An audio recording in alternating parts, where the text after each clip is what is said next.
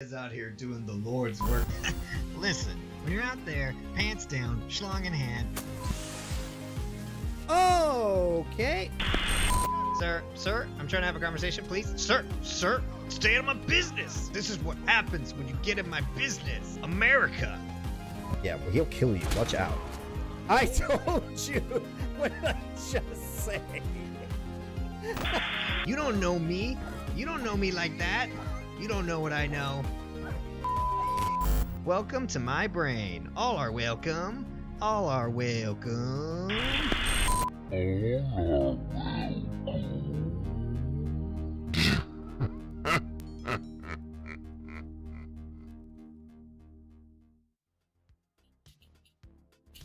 Hey, little chonks.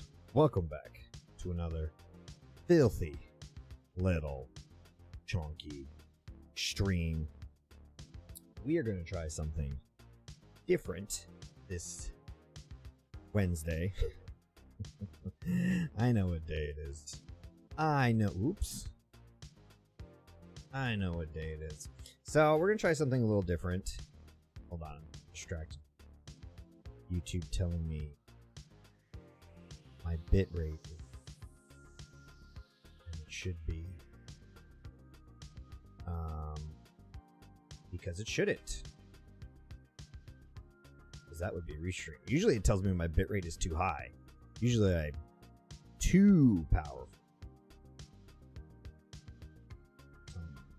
I don't like this action. I don't like them making this nonsense. I hope. Anyways, now we're gonna try something a little different this week. Just mostly because I don't have a game that I really want to play, honestly. Yeah, what the heck? Why is this not?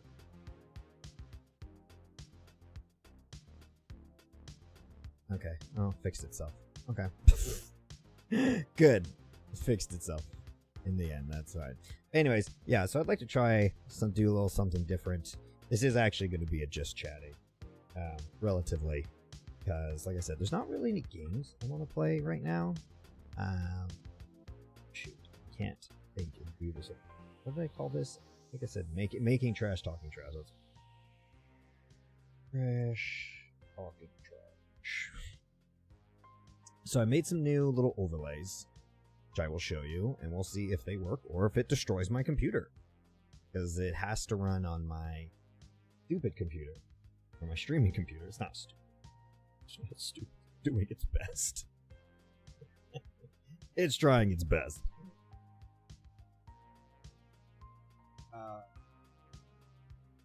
Yeah, I have to run some stuff.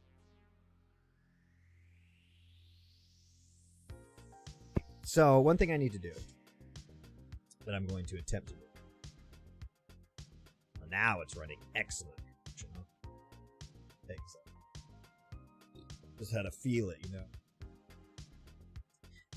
One of the things I want to do is I actually I'm always doing work. I'm never not doing it.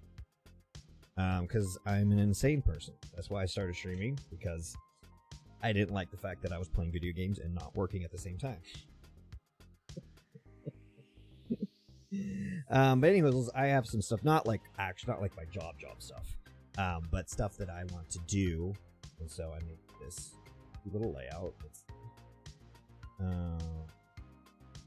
this one. Look at this. Look at this nuts. Look at this three layered nonsense. So here's the deal. I got some stuff. I think I mentioned, if you watched my little video that I put out, I alluded to some stuff. And actually, I think I might have I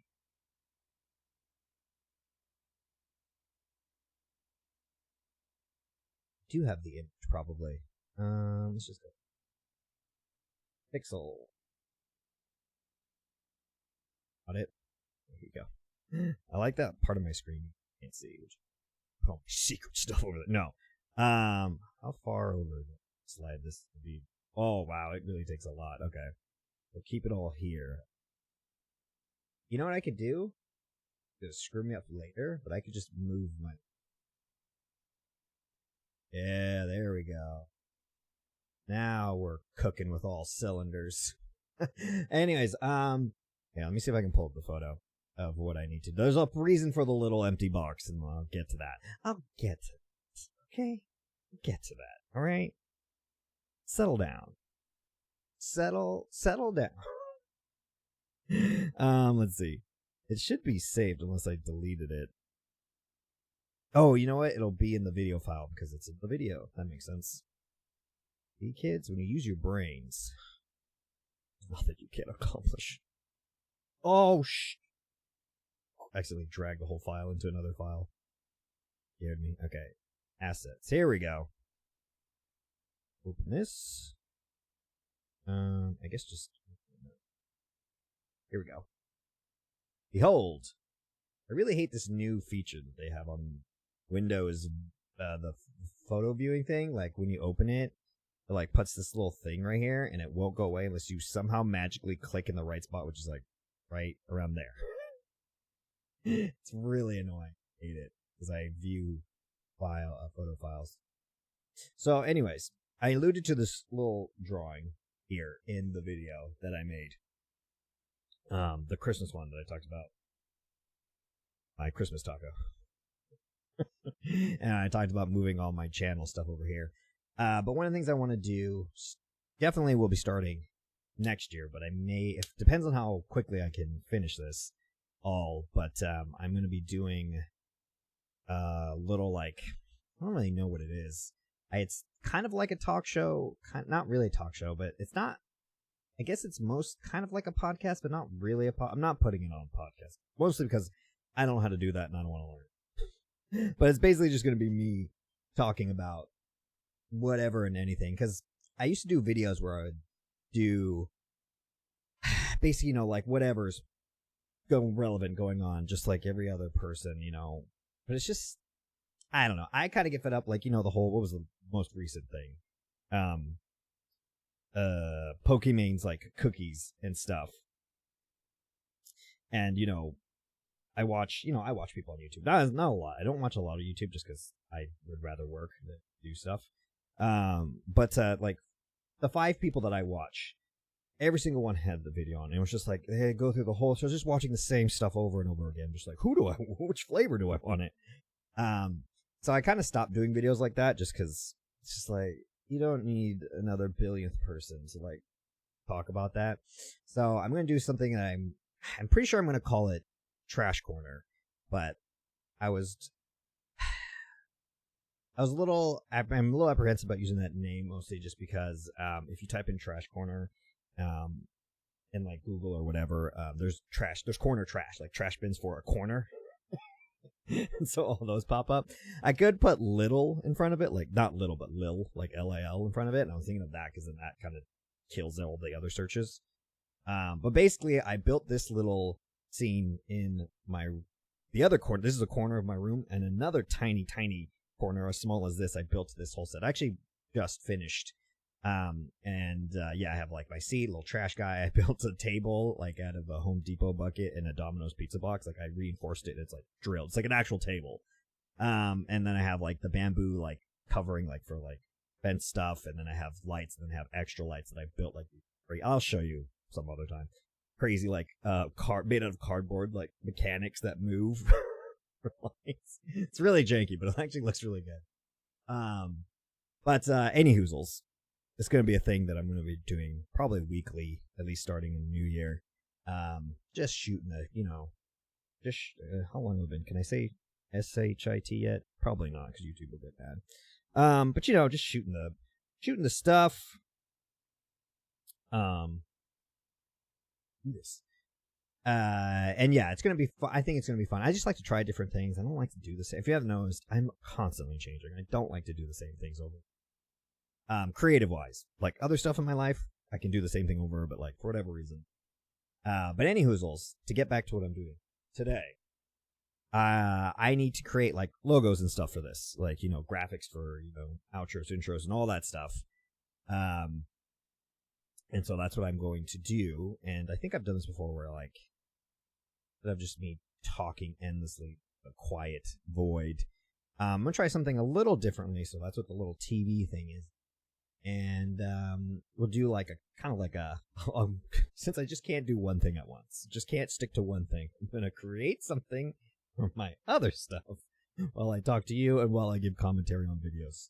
That's what we're gonna do. So it's a little janky, but I think if we all believe hard enough, I think it'll work. If we believe hard enough. So, God, I have no idea. This is my first test of it, so I have no idea how loud it's gonna be, how whatever gonna do. But yeah, we're gonna watch. I figure we just watch stuff on YouTube. Obviously, you know, the whole thing about like using other creators' stuff. I understand. But we have rules. Rule 1: if it's been out for less than a day, no watching it. Because if you don't know, like honestly, after the first day you put something up, unless for some miracle reasons you don't make any money after that. It's just the way it is. Some people say the first 4 days, but it's like doesn't. It's I can tell you after the first day you're not, unless for some reason you know you do something and then spurs people to go back to look at your old stuff. That's about it. But that unless and then okay, so that's rule 1. Rule 2 is we don't care about that rule if they're like super, you know, super popular where it doesn't matter because I'm a nobody.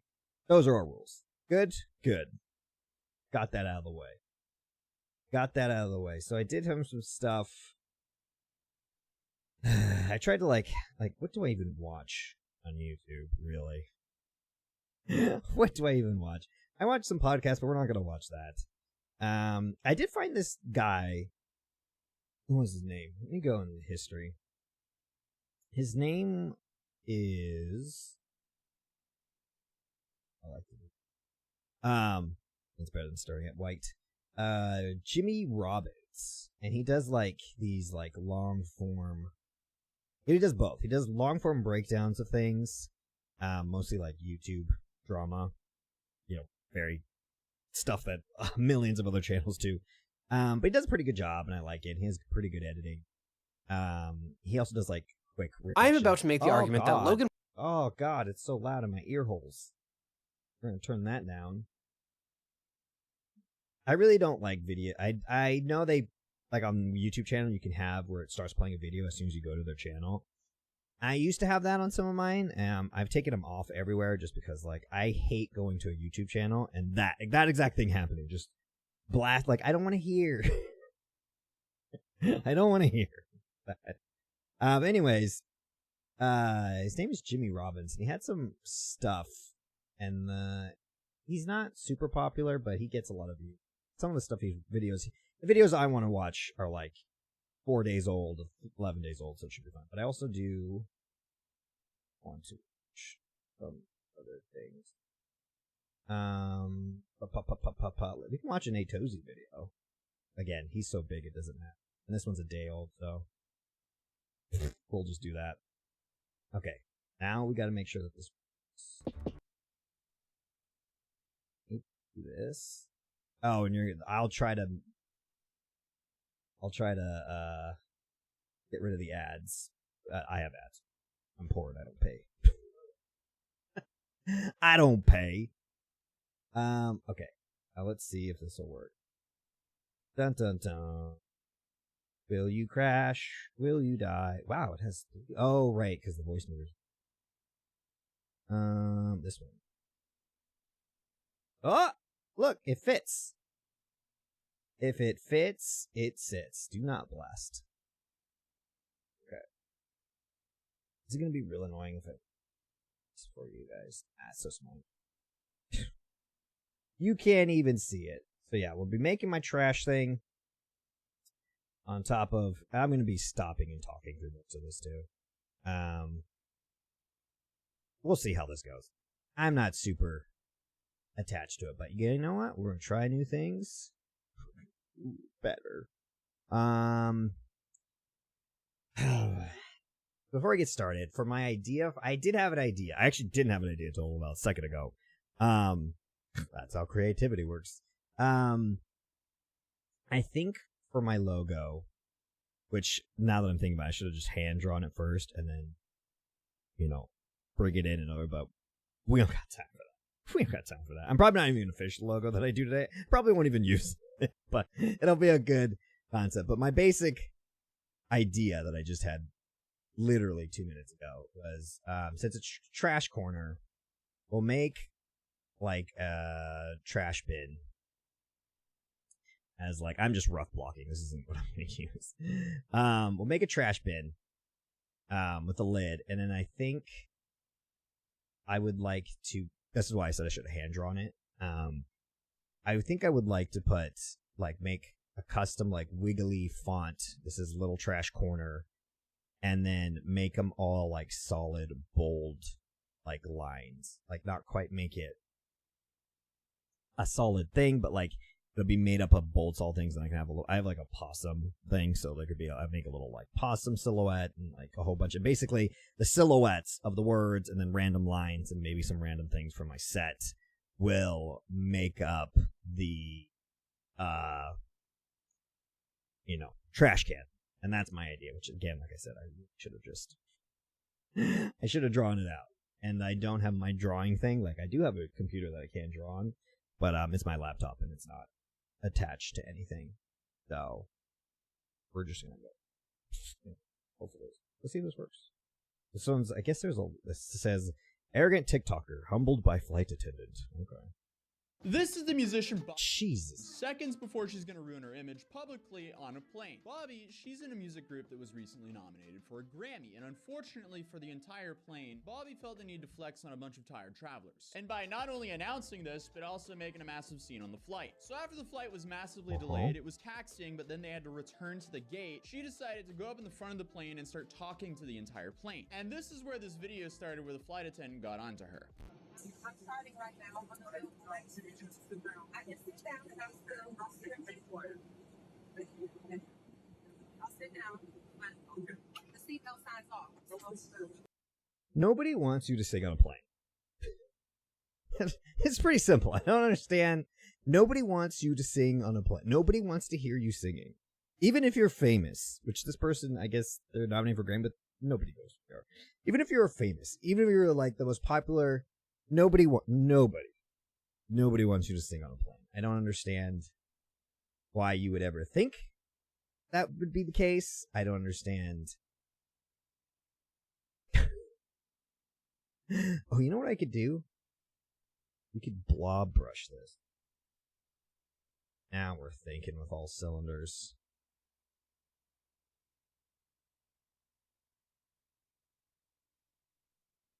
Something like, obviously this is not what we're, because handwriting with a mouse is terrible. But something like that. I want something like, you know, big, blocky, spelling trash correctly, assumably.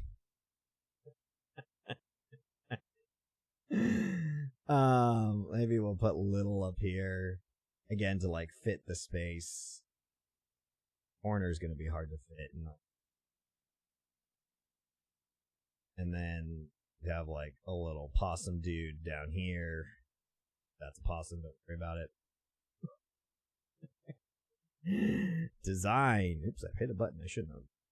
There we go. And then I think the rest will just be like form-fitting blobs and lines to keep it all in one. I think that. Yeah, let's see this one. Seatbelt signs off. It's not a disturbance.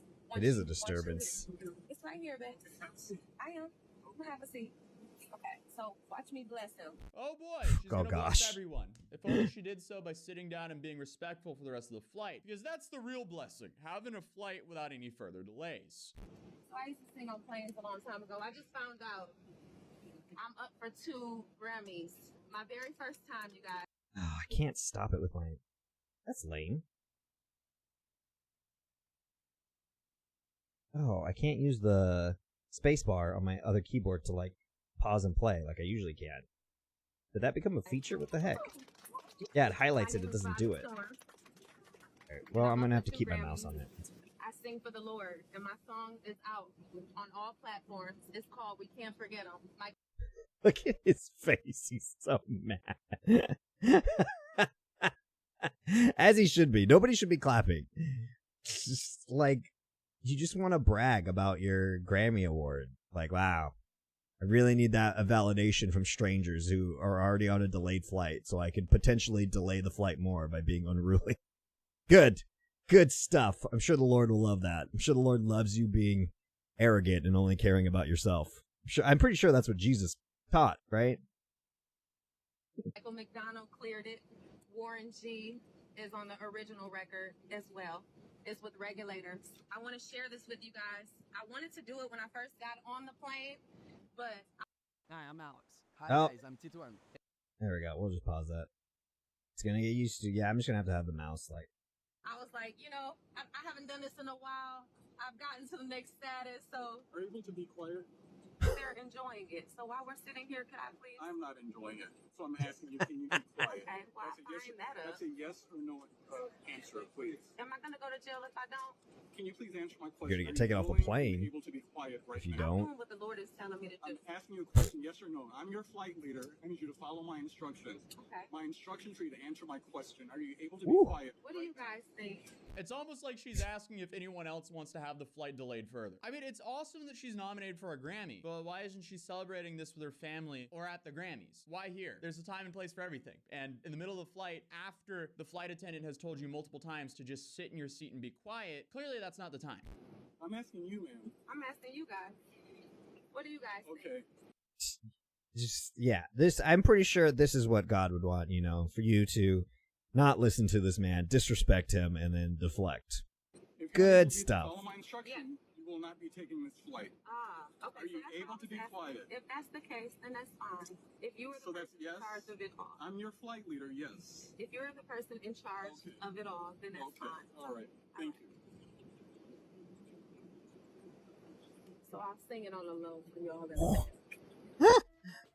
What a yeah. Oh man. The internet is just a constant I'm gonna do it anyways. I'm gonna do what I want anyways because I desperately need attention. Good. If she gets thrown off the plane, and then they have to delay it again, she should get thrown off the plane. reminder to me that people like this actually exist. I feel like everyone around her is just praying the flight is not going to get delayed any further. And it's Yeah. about to get so much worse. But imagine being tired on a flight, shoulder to shoulder with a bunch of strangers, then you have this woman trying to make the whole flight about her. And I mean, you might even be unlucky enough to be sitting beside someone with bad body odor. And that's where today's sponsor, Scentbird, comes in. Because Scentbird is a fragrance subscription service that allows you to pick from over 6 Good transition. All right. So the song is called "We Can't Forget 'Em." All right, and you can download it. Why is I don't she? know the issue. No one else has. Why ever is had she an issue, advertising but on a it's- plane? Father, I Oh gosh. thank you for each day in my life. I realize. I feel like if I was there, the only thing that would be going through my mind is, are we really risking to delay this flight further than Yes. what it already has been delayed for this? Yep. Really? And this is so much different than like a street musician, because if you don't like a street musician, you just walk past the street musician. Here, you have a bunch of people trapped shoulder to shoulder with her in a cylinder. And then to make things worse, her behavior might have them trapped in that cylinder Yeah, for it's even very longer. rude. People like that, they spirits a little. They can't accept it, but I'm here to spread what God needs me to spread. If you're Oh yeah. Okay. Way to use. Way to use God to justify your bad behavior. You're on the billboard. Why are you promoting to 50 people against their will while they're trapped in a flying cylinder with you? If anything, this is just a massive advertisement for noise canceling headphones. But the story doesn't end here. Hey you guys, it's rest day for me, so the hair is looking a little crazy, but I wanted to follow up with you guys on Delta. They did reach out to me, so whoever called, I can't say thank you because I don't want this man to be reprimanded. He should. Where he loses his job. He shouldn't be reprimanded. You should just be banned from flying on Delta. I simply want us to keep in mind how to treat each other, and there was no rules being broken, and it was just me spreading my joy with people after they gave me People who didn't want it. people who are too polite to tell you to shut up. And they expect you to listen to the one person who you're supposed to listen to on a plane, who told you, please stop and behave like a normal person. And you're like, no, I'm more special. I'm special. Again, great representation for the Lord. Being arrogant and selfish. Needing constant attention from people who ask you to stop. Very good. Very good stuff. The go to do so. So I just hope that if he watches this, he's able to learn a valuable lesson on how to treat other people.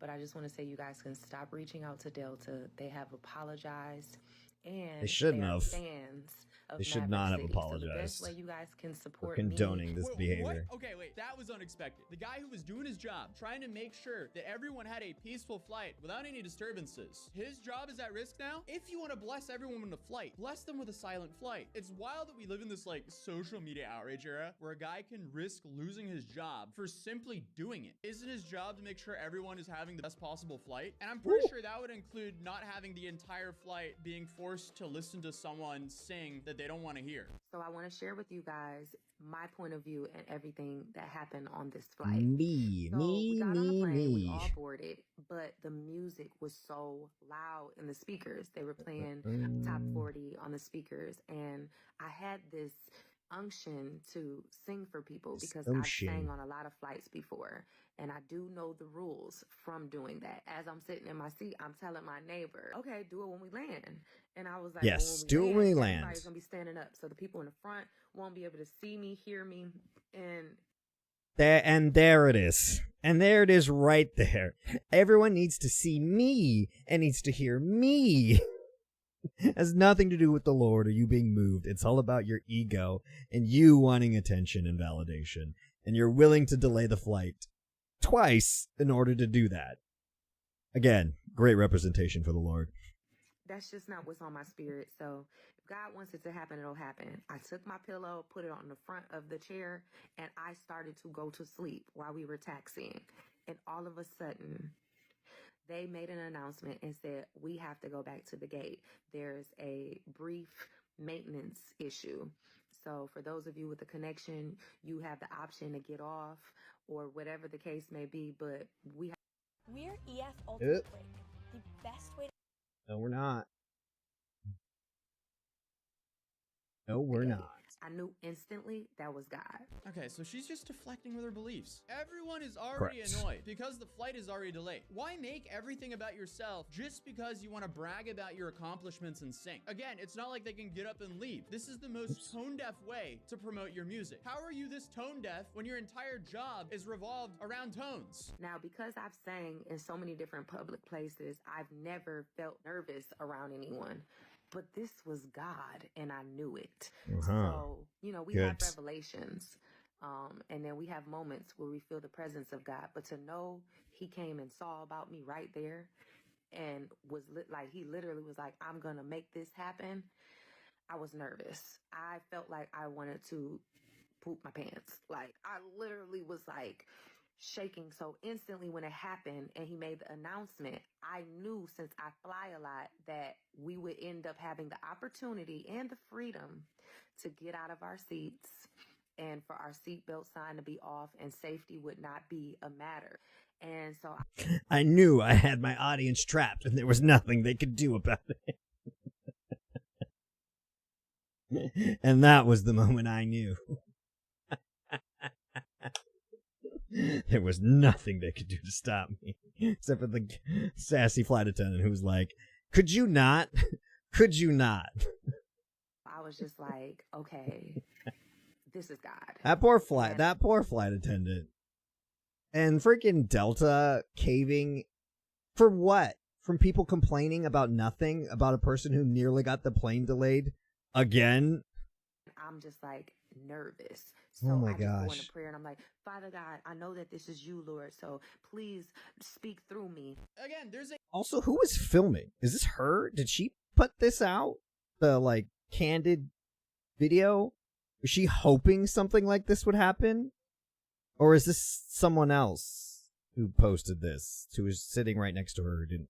I mean, she she probably posted. She probably posted knowing something like this was going to happen, and that she could just milk it for more attention. Time and place for everything. All this does is make me want to look up your touring schedule and make sure I'm never on the same flight. So I just wanted to share that with you guys, and then the rest of this is history, y'all. I mean, Delta, you could hook me up with some miles or something. No. But, You deserve to be I'm just banned kidding, from but Delta. Thank you for holding yourself accountable, and, you know, let's really, really, like, lead with love, y'all. I mean, we could live so much longer if everybody just lived in love and peace and joy. You know, who you believe in, it's your choice. But I know who I believe in, and I know I have to be bold for that. I'm trying to understand what she's trying to say here, because the amount of spinning that she's doing to this story is absolutely insane. She wanted attention on the plane and did so by bragging, but she's trying to deflect all of this with the Lord. Oh man, the plane is already delayed. Imagine if they had to remove everyone off the plane and reboard. Now's my chance. Thankfully, that didn't happen, but I wouldn't wish upon anyone to be stuck on a plane with her. But it's so wild. You have an up-and-coming musician who just absolutely ruined her image in one TikTok. And this TikTok, she uploaded that to her own account. That's not a random person seeing it. No, she just like I said, the person sitting beside her to film her throughout all of this. I told you she did it herself.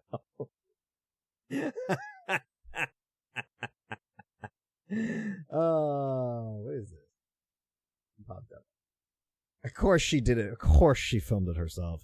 She was hoping something like that, and then like something didn't really happen. Just a flight attendant doing their job, being like, "No, don't do that."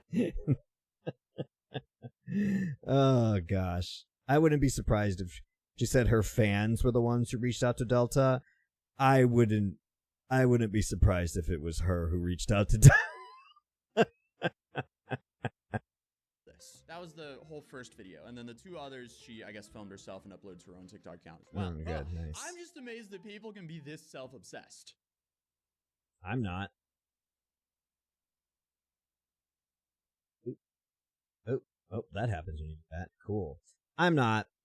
Very, very good representation for the Lord. Again, always good. You know, when Jesus said, "Be the center of attention, do whatever you can to inconvenience others for your own ego." I'm pretty sure that's what he said. Ugh. Yeah. Gross people doing gross things. What are you gonna do? What are you gonna do? Don't fly. Don't do it. All right, let's watch something stupid. So, ooh, we have someone I somewhat started, or at least they popped up. They've been around for a while. What's his face? That Oompaville guy. Like, I've seen him before. His content usually wasn't my cup of tea, but I don't know if this says something about my brain going bad. I have nothing against him. But I've been noticing I like to, when I watch something that's like dumb, like what I just watched, I like to watch something really dumb, and it like is a good palate cleanser. So there's a video, XQC calls out Pokimane. I'm assuming it's about the stupid cookies. I'm so tired of hearing about her stupid white label cookies that, like, yes, she white labeled them. It's what people do. It's what famous people have always done. It's what they do.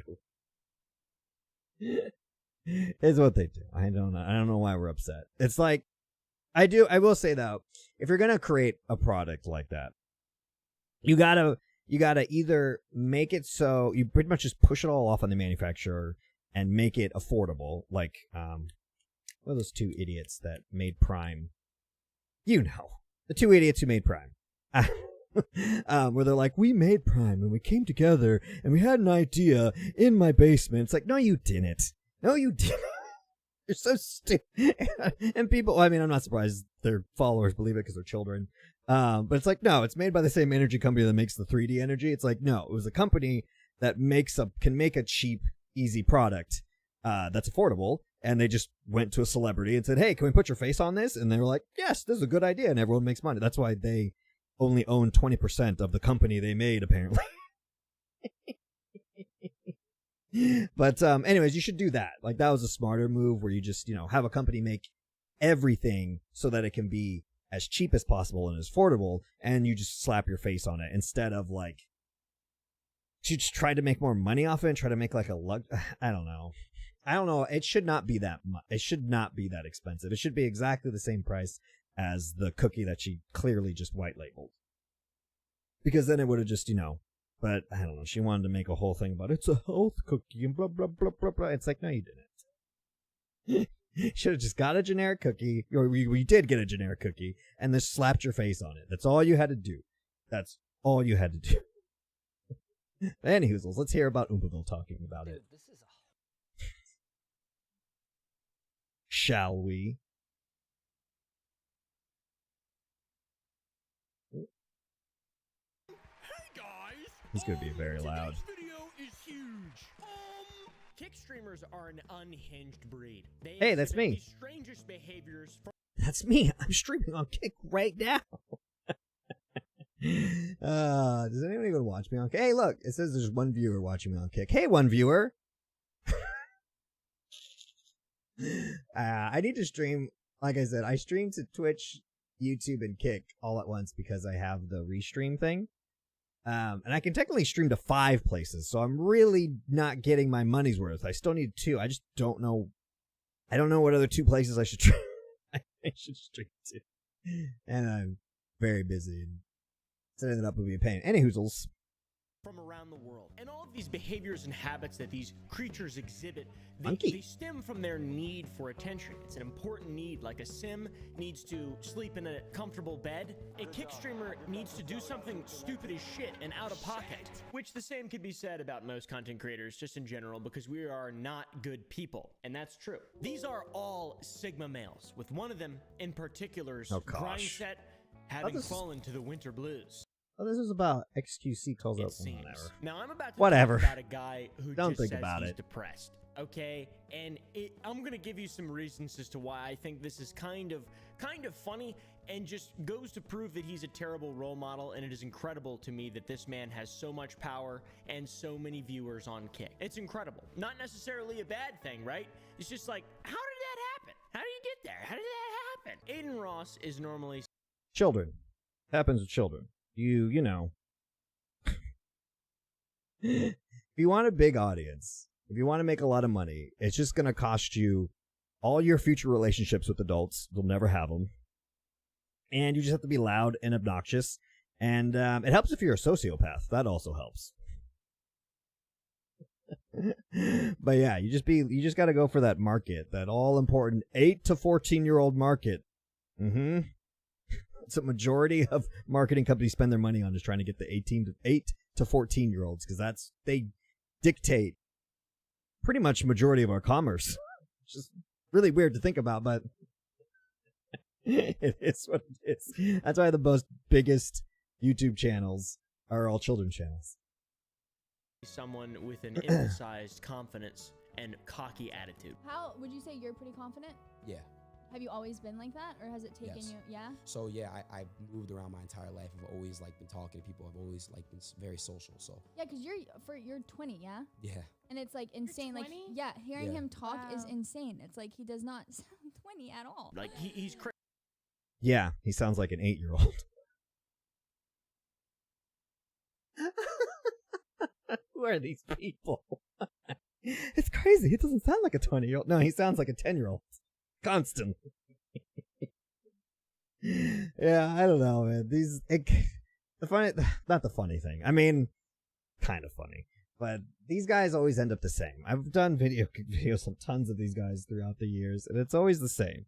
Always the same. They always, go for what's popular, being loud, obnoxious, and dumb to get the biggest audience of children, and then they make a ton of money. The only problem with that is if you keep going down that path, eventually you'll get to a certain point where no adults want to have anything to do with it. You'll lose all respect for any adult, and that means you won't have any adult relationships, which is kind of important. And you go through life knowing that the only people that are around you are there because they want something from you. So like any romantic partner is only there because you have a lot of money. And then any other person around you, you'll notice like people around like Aiden Ross or IShowSpeed or, the Logans or XQC, you'll notice that the only people that stay around them, with the exception of a few friends that they've had before they're famous, which they should desperately hold on to, are people who always have like some sort of monetary gain, or they're in their business with them, or they're... Funny how all the people around me are financially gaining from being around. And so you have like these young men who grow up and then they eventually realize that they have no real friends and they can't maintain adult relationships with... If you're a human being, you need that, otherwise you go crazy.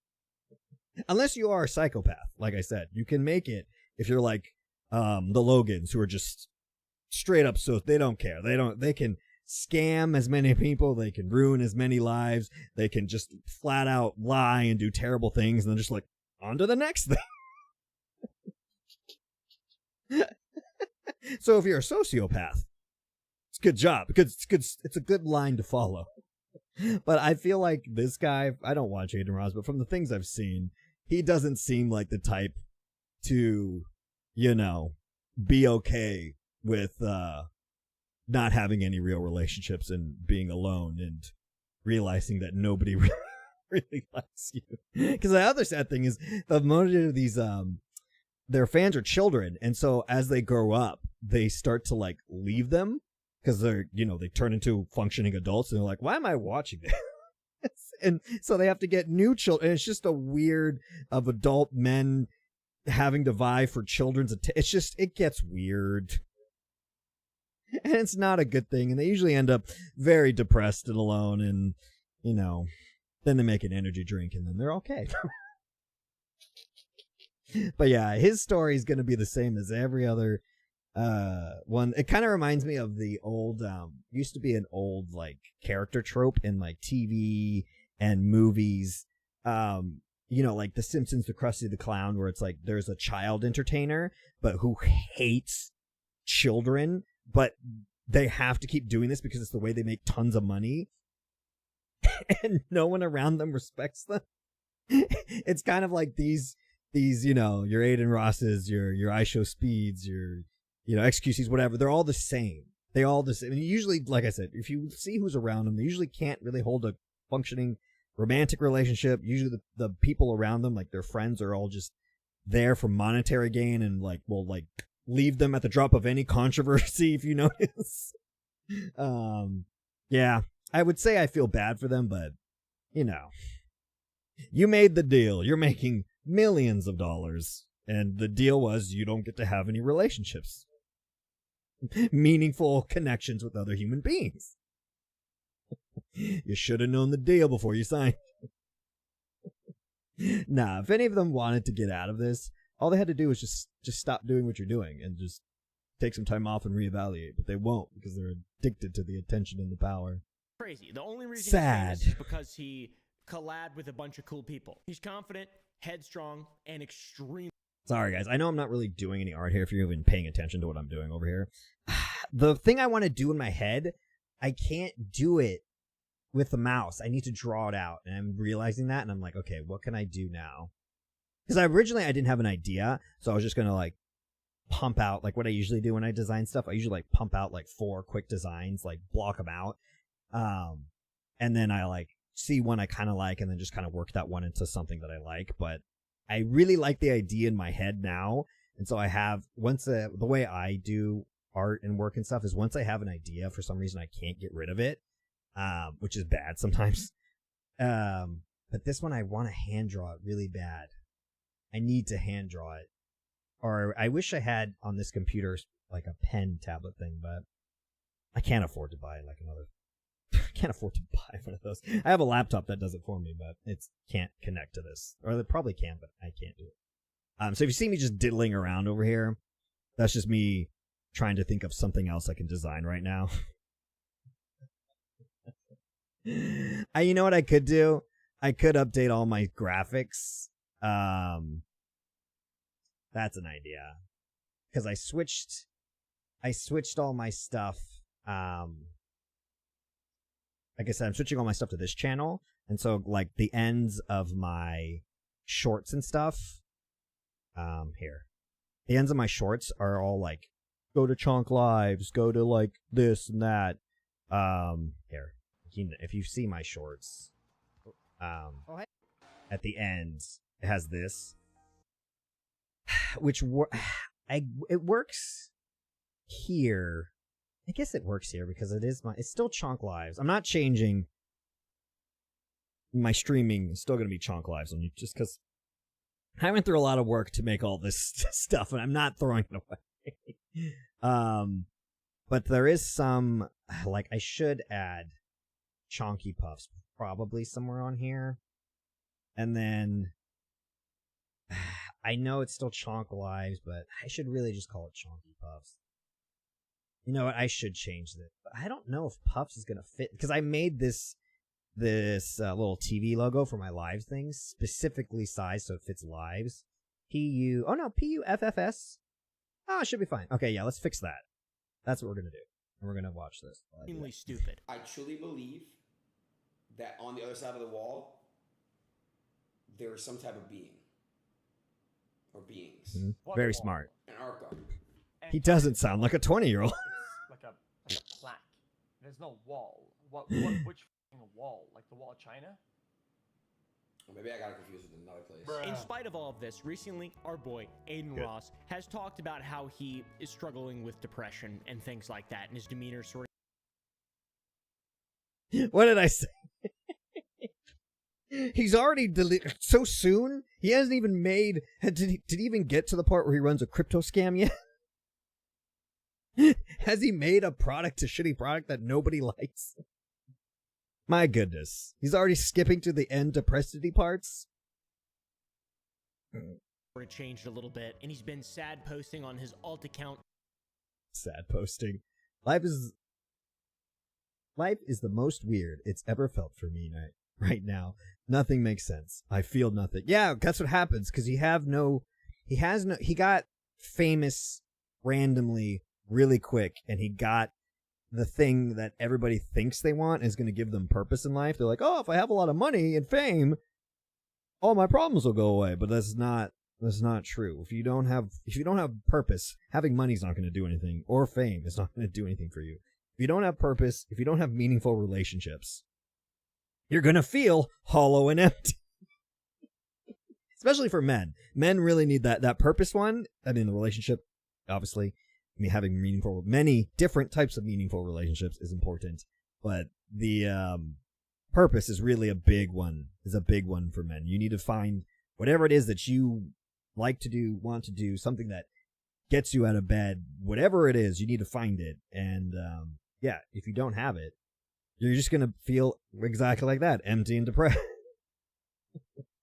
If he wanted to fix himself, like I said, all he'd have to do is just I'm sure he has more than enough money to stop streaming. He should just stop streaming and figure out what he likes to do. And he probably is addicted to the fame, so that's going to be a problem. So he's probably going to need some sort of therapy to get over that addiction, I'm sure. AR-15 the Demon, which is a crazy name for an alt account. I really like that. That's so funny. That's such a great name. Another classic case of a creator that's burnt out who isn't actually who they are portraying themselves to be online. They're sad, they're miserable, they're pieces of shit. I'm emotional right now, and I'm a cope on my own. I don't want to hurt anyone here. So to read it like that. Oh, I'm sorry. Here, I'm just in a really, really bad state of mind. Never been this low. It's not the gambling, it's not a go, it's something way beyond it.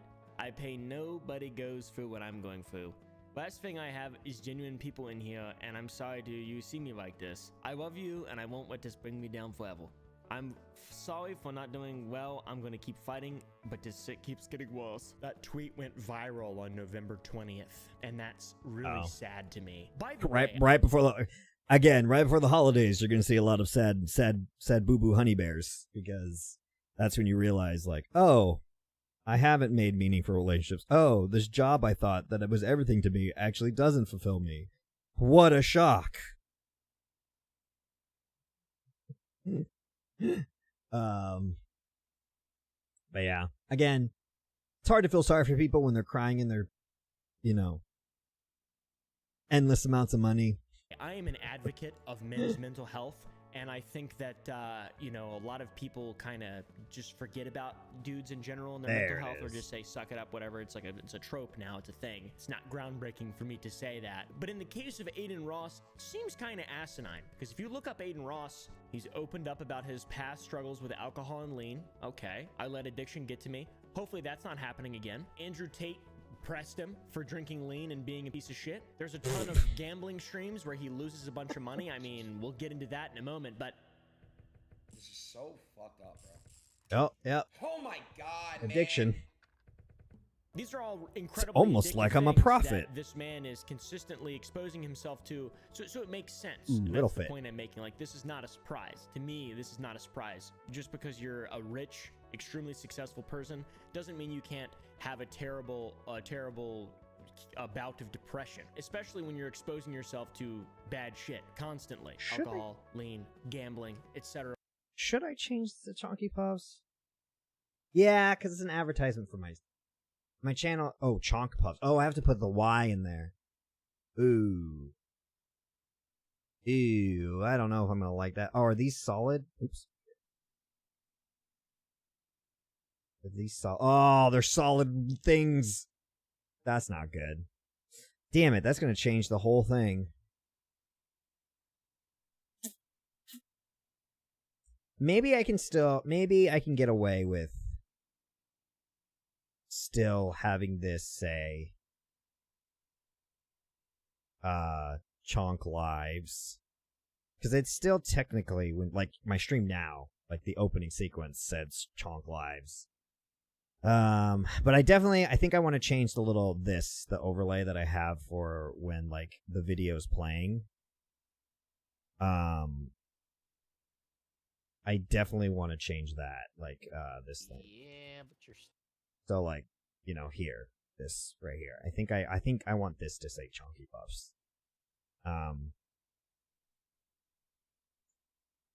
But that might confuse people. Damn it. If only YouTube if I hadn't made these two channels before YouTube changed their whole thing. It's annoying. It should all really be Chonky Puffs.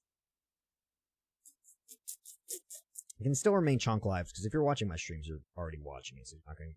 But for these that go out everywhere, it should really all be Chonky Puffs. Damn it. Yeah, we're going to have to change it all. or whatever. I don't fucking know. All those things are awesome, I guess. I really don't know. Actually, I do know, because I'm really cool. But you gotta be careful, because it can lead to this. Weekend, bro. I'm depressed as truth be told. You guys are gonna laugh and clown me, but I'm actually depressed. I'm miserable, and I wake up, and it's already dark outside, and I genuinely have void and nothing going on in my life. And I wake up, and I'm like, it is what it is, but now it's all catching up to me, and I'm really going through it. But I'm gonna change my ways and figure it out, because if I don't find the light, then I don't know what's gonna happen, but I need to find the light. And that's that. I do have to say it's nice seeing him sort of break character and come clean with his actual true mental your state. sound. That's good. That's good. Because generally he's sort of an insufferable, misleading fellow. That's like kind of his thing on Kick. I like to see when creators, especially ones with a lot of young male viewers like Adin Ross, I like to see them not act like they're impervious, or that like depression or any horrible thing like that is not something that can just be easily overcome. It's not something that should be condemned as like, oh, that's for weak people.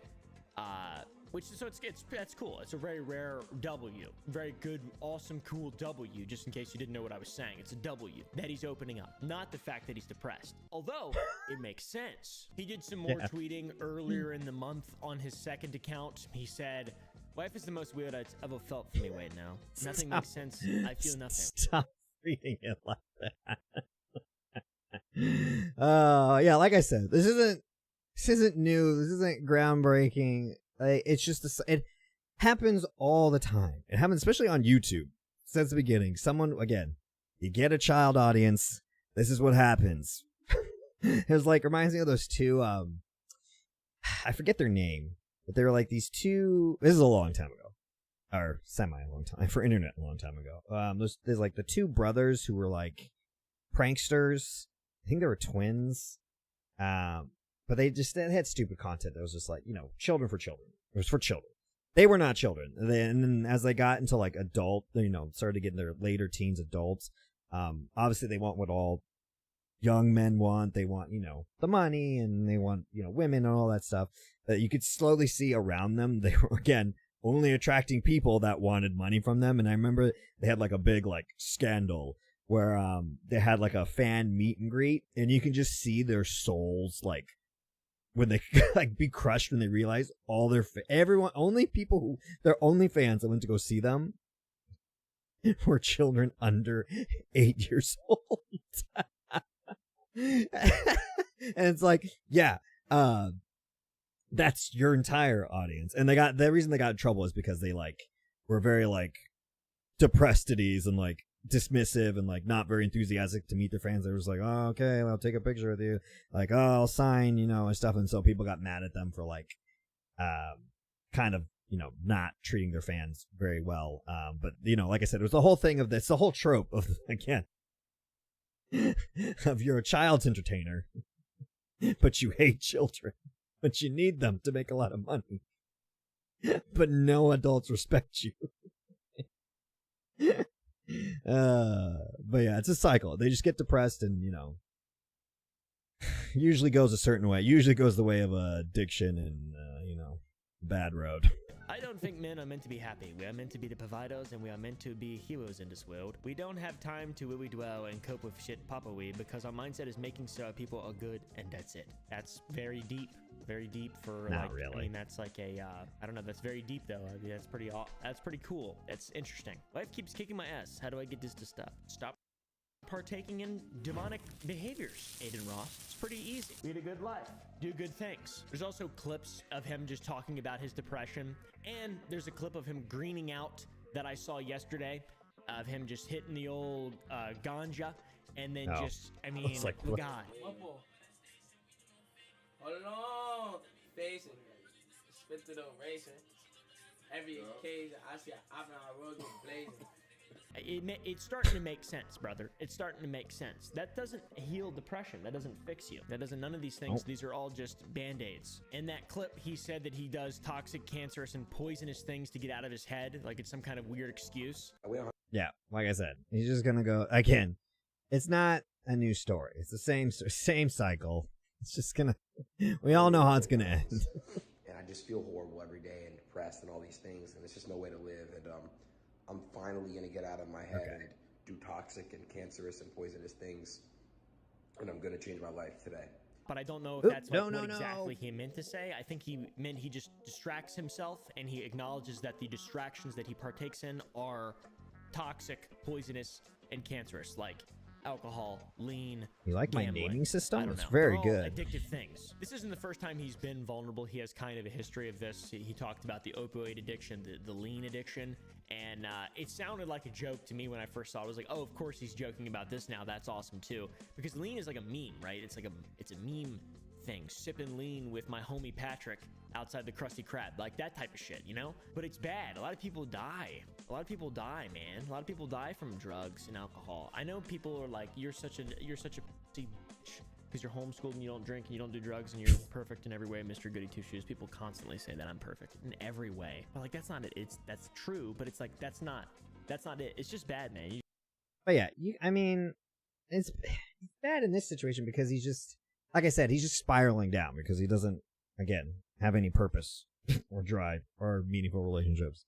And he's just using substance abuse. It's not, people do that all the people have done that throughout history. There's no problem with drinking or doing all that. I mean, you shouldn't do like the poison stuff. But you can have healthy relationships with various substances and be completely fine. But yeah, in his case, he's just, like I said, if he really wanted to fix himself, if he really did not want to feel depressed, his biggest addiction is his addiction to attention.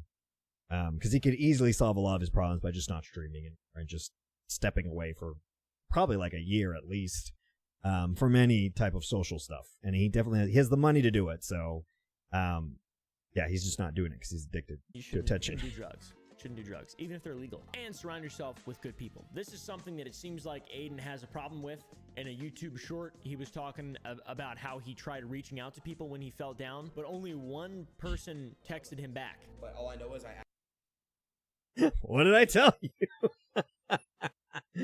I'm some kind of prophet. out and I reached out to a bunch of people, and the only one who actually texted back was Cuffin. The only person. They didn't take Why? me seriously. People think that I'm Why just is the chonk? Sorry.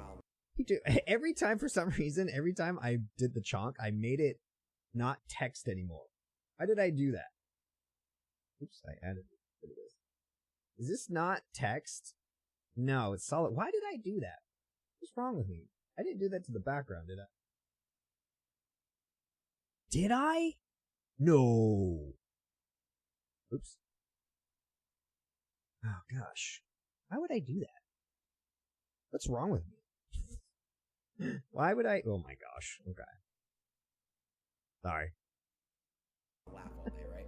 That doesn't surprise me that much. I mean, I don't even know if that's true, but that doesn't surprise me that much. Another... Oh, wow. Who was the other? Oh, Atozy. I was like, Atozy had way more ads than Oops already. That sort of left him hanging was the person at the end of a gambling hotline. He called 1-800-GAMBLING for help when he lost $14 million, and they hung up on him. I'm calling you for a reason. Can you just help me, please? Please help us, please. Transparent all gambling problems helpline. You will have to call your state helpline. I know, but we're on vacation in Vegas. Okay, I will have to disconnect. Goodbye. What? Bro! Dude, I love the way he just sits too in his videos. He's always he's playing with his feet all the time. He's a fucking goblin. Him and XQC, it's like they're a breed of people. It's like they're a breed of people. I do applaud Aiden Ross for appearing human and kind of reaching out in his time of need, saying that he's feeling sad or depressed. I just hope he listens to advice and doesn't continue to gamble and get drunk and drink lean, because that's not going to fucking help at all.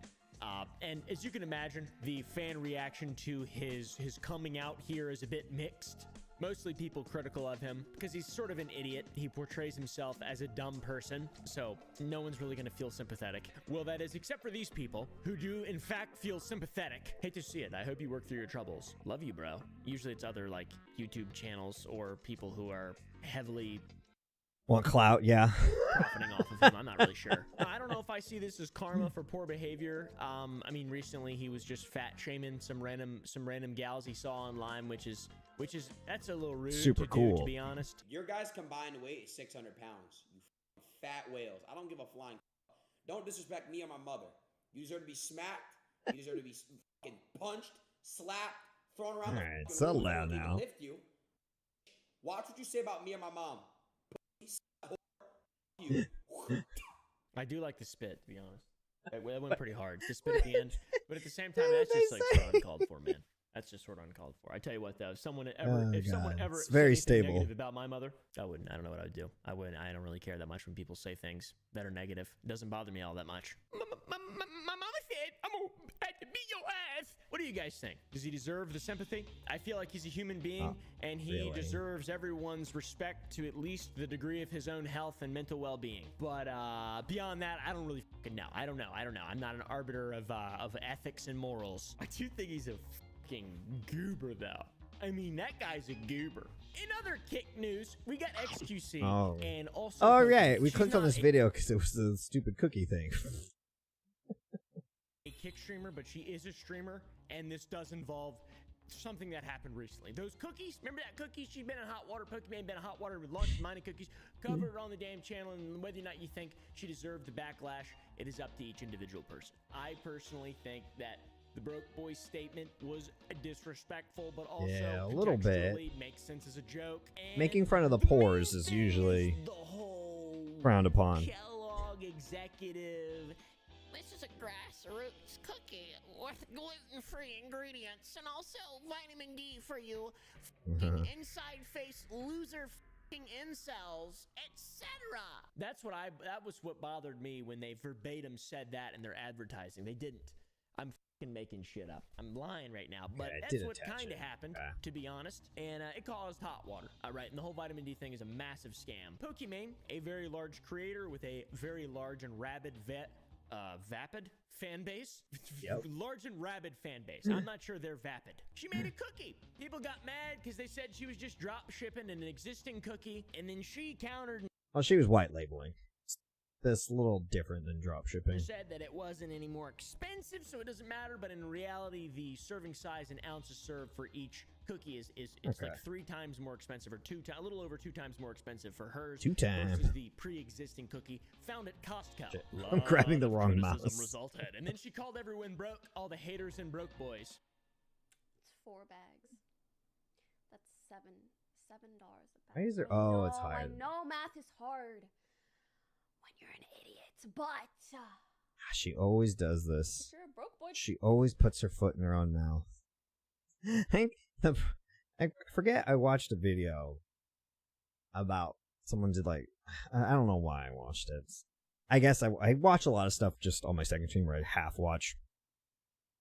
But like, because I don't watch Pokemon, I just other than, you know, the stuff that just comes, you know, just through existing on the internet.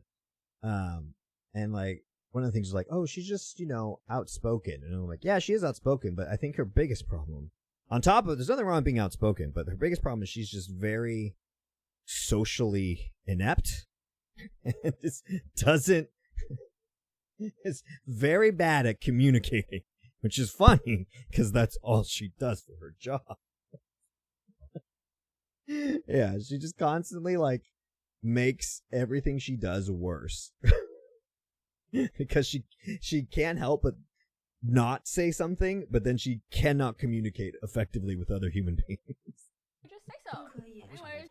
She then said it was a joke. Clearly, it seemed like a joke. I mean, that seems obvious. I think that goes without saying. Well, what I said was 100% intended as a joke. I see it came off as insipid, and I apologize for that. I also understand the current price of the cookies may be expensive for some, and promise we'll continue considering pricing to keep mine as affordable as possible. It's not that expensive. You don't need to triple X things. Cut down your team size. Hire new people. Maybe fire that Kellogg executive. Something like that. That might do you good. No. Build something from the ground up, Pokimane. Try that on for size. But yeah, that's valid though. That's completely fair. I think what she's doing is cool. It's hard work, and I think it's going to be something pretty big one day if they don't give up, or if funding or whatever the hell is happening. I keep grabbing the other mouse. Because of the Sorry. massive backlash. But definitely cut the prices for sure. It's not that hard. Or just don't ever offer sales, and then just have the cookies always be the sale price, no matter what. She also clarified that the statement was towards one rude chatter, and it was not intended to be a general statement towards the community. That's completely fair as well. I completely understand. Makes sense, right? Big outlash. Lots of people very angry at Pokimane for... It's ironic seeing a millionaire, beautiful woman who's extremely successful and has had 100% of her entire career and everything that she has in her life given to her by people, literally just gifted for her existing. Like, that is exactly what content creators do. That's how they make money. And then she creates this company, the Candy Company, and then it's like she this didn't whole create it. web of difficult things to understand with the vitamin D. And then she calls one rude person a broke boy, and kind of implies that people who don't want to buy the cookies are broke boy. That is probably Bad something that's going luck. to result in quite a large backlash. TBH. On Yeah. to Arcade And you would Bro. think someone who's been, XQC. you would think someone who's been on the internet as long as they have would just know this, like, just haven't learned anything in all these years. No.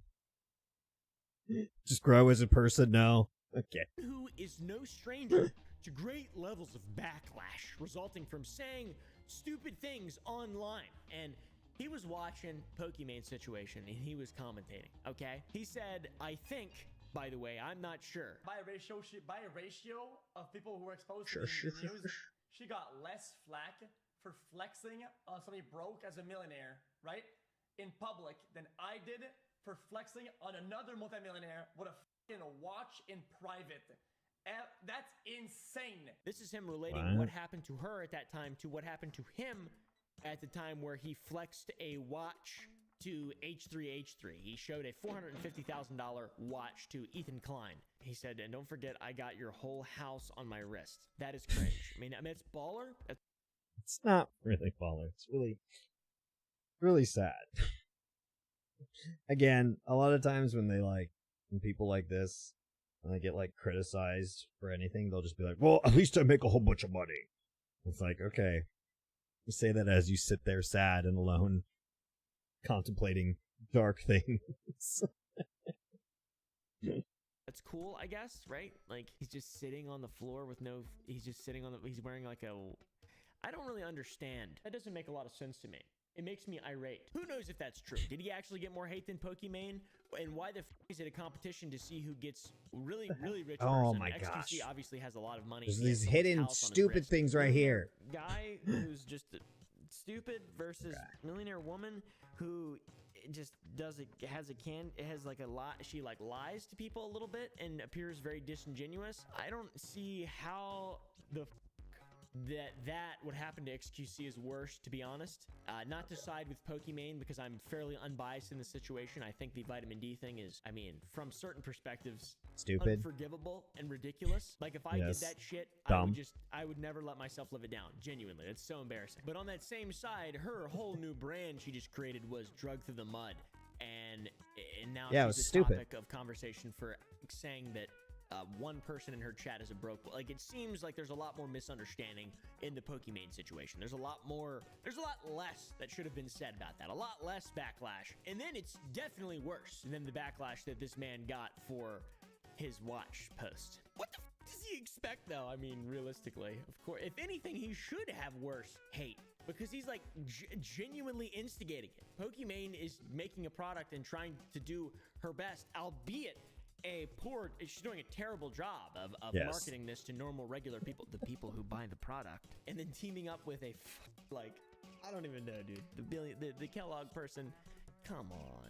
I think it's worse to be Pokimane in this situation. I I did feel more not sympathy name for her my than I do files for right. XQC. What's funny is she did send him cookies because they have like a past. There's gonna be a warning on your screen. It's gonna pop up. If you are broke, you cannot watch it. If you're a broke boy, just say so. Why does every outdoor brand think I? Ooh. Yeah, Oompa puts way less ads than what's his face did. Jeez. Atozi's was like, was that like a 7-minute video, and he had like 4, and they were already at 16, and that was 2.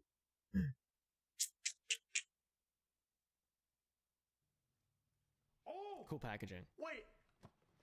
Huh. Good. Oh, wow. Hey, HC, I hope you are well and you love the cookies and the little gifts at Pokey. That's very thoughtful. Very nice. Thank you.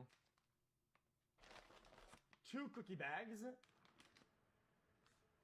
Right, I'm gonna be opening a lot of It's not bad. files. The first puff is a little bit Just light. ignore It's them. very Oreo-like, I gotta be honest. 90% Oreo. This looks a little bit like a burnt marshmallow. It's like a burnt nugget.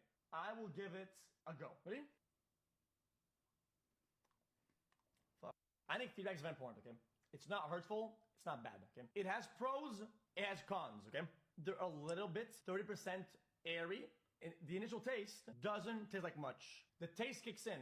It's not great, not terrible. This is a cookie texture I've never had before.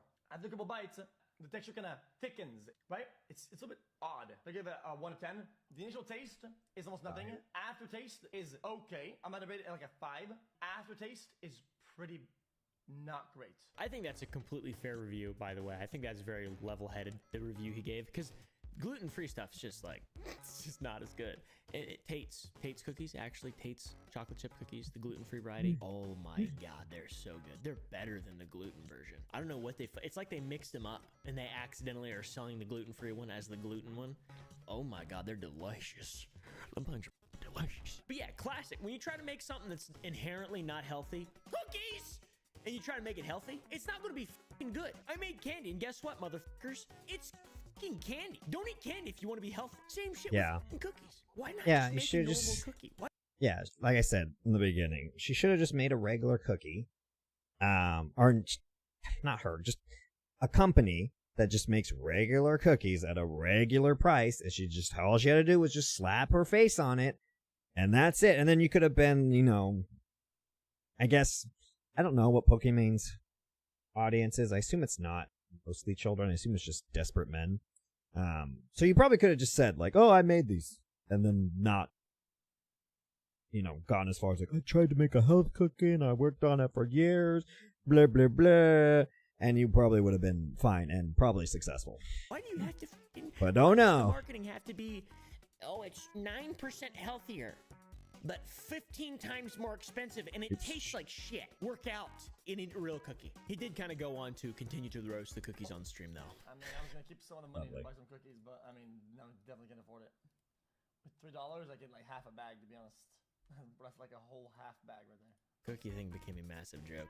I wonder how well they sold. I can't imagine they sold very well. It just wasn't that appealing. It's sort of a cool thing, and maybe they did. I don't know. What do you guys think? Do you think the cookies actually sold well? I bought a bag. I bought a bag. I'm excited just to get them. Probably not. I might make a video on them when they get here. I might make a cookie review video. What do you guys think? Cookie review video? I think I have a solid basis of comparison because I have my own food brand that I started, and I'm also a creator. Kind of stemming from this whole Pokimane cookie situation, there were a lot of people defending her. It's just saying that this is like people just hating women or whatever. I'm not really exactly sure. Sure. What the point was, because I wasn't reading and paying attention at the time, for no specific reason. This person, Nadia, on Twitter said, you guys have people like Neon Jack Sneeko who average thousands of viewers and do nothing but spread negativity and harass people in public, but when a girl sells cookies, that's when y'all want to speak out. The immense hatred towards women on the internet is unhinged. Or it's just, you can critique people, regardless of their gender or life situation. If someone does something messed up, you can critique them. You don't get a golden pass because of what's between your legs. Now, I can agree with that. That does seem a little f***ed up. But at the same time, I don't think I've ever seen anyone really speaking positively about Neon Jack or Sneeko. I've personally not made that much positive stuff about them. I get it, we fixed it. I think it's just a really popular mainstream person who misled people. It's probably more of an explanation that fits versus just women bad, because I don't really think anyone thinks that. I don't know. Maybe they do. I'm not sure. Neon Jack. Yeah, some people do. More niche though. Let's be real. XQC had his own take and said, "Yes, Nadia, it is the hate towards women that gave the cookies their price tag. Coincidentally, it's also the hate towards women that made everyone live paycheck to paycheck and not able to afford luxury goods. There's no valid criticism here." Tell him, Queen. Bit more harsh than I would have gone, especially on the internet, but that is absolutely, unequivocally based. I mean, realistically, it is. Like, the guy doesn't fucking care. He can say whatever he wants, and that's completely true. Yep. There's no valid. That's true. That's not valid criticism. That's.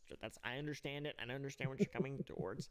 Just to be clear, I'm not defending Pokimane or XQC. I need to change this too. I hope I. Oh wait, I think I did make a thing already. Genuinely, I don't really like content creators, and I don't do things that content creators do. I'm becoming anti-internet. I think I'm becoming very anti-internet. I'm not sure how much longer I can do this.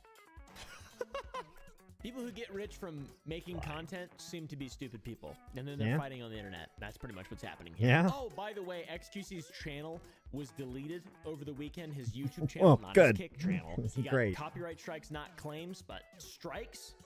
And he found out that shit was deleted while he was streaming, and that his reaction is kind of hilarious. Oh my god, you're right. It's literally gone. Whatever. He just does not care at all. Yeah. It's so funny. There you go. I like it. Then 2 days later, after his channel was banned, his Gmail account was banned too, which I don't know what the explanation of that is. Wait. All right. Bro,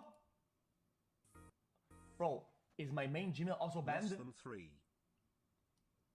Bro, that's insane. Say Gmail, I guess Google account. I don't know what that means. Gmail. My main Gmail. It's like why Gmail. would they delete that as well? Gmail headquarters. That makes sense. Gmail owns YouTube. He thinks Google is Gmail. I think. I'm not sure. His channel's back now, by the way. But while it was gone, someone stole his tag, which is very, very, very awesome. And that's something about XQC that's like, okay, this guy's just really, he just doesn't care. He's just kind of a bad guy. And actually, to circle back, this sort of last instigation from XQC on the internet is what resulted in the flexing photo that he sent to Ethan Klein, H3H3. Hassan Piker and H3H3 in a stream, it's called Leftovers. I don't think they're doing it anymore, to be honest. They're bashing XQC for his terrible reactions, and they just kind of go for the throat, all right? They're bad. It's crimes. This part's fine, even though I think he sounds like a moron. It's okay, fine, right? I'm just... But it took him 2 minutes to fucking say a goddamn single word about it. Well, first you got to establish That's his reaction. What are we watching? You know what I mean? Well, he didn't do that.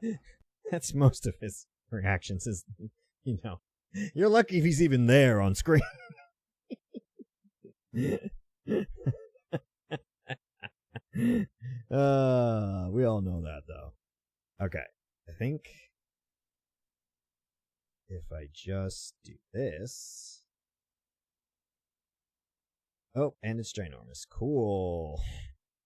Where's my layers? I moved everything to the other side, and it's really It's messing up my workflow more than I thought. And he was just... Hassan was giving some more logical attacks, and Ethan was going for the throat. After this, XQC showed up on Ethan's channel to debate him, and it was actually pretty Excusing it's pretty debate. awesome. Ethan was cooking him. You literally do it to enrich yourself. You're a multimillionaire, and you steal content from small creators, and you don't give a about their rights or what they want. And then your only justification is, oh yeah, you can come chase me down and complain and try to get my attention so I can pay you for that I stole. It's total bullshit, bro. Because what you're saying is, I'm going to steal your stuff, and I don't care if you have a problem with it. You can come talk to me. Like, that's not your right. Shouldn't you apologize to Vince? Oh, yes, I apologize to Vince. It's not his job to come ask you for reparations for you stealing from him. Don't you understand that? So what you're saying is that you went digging for victims that I literally messaged one dude.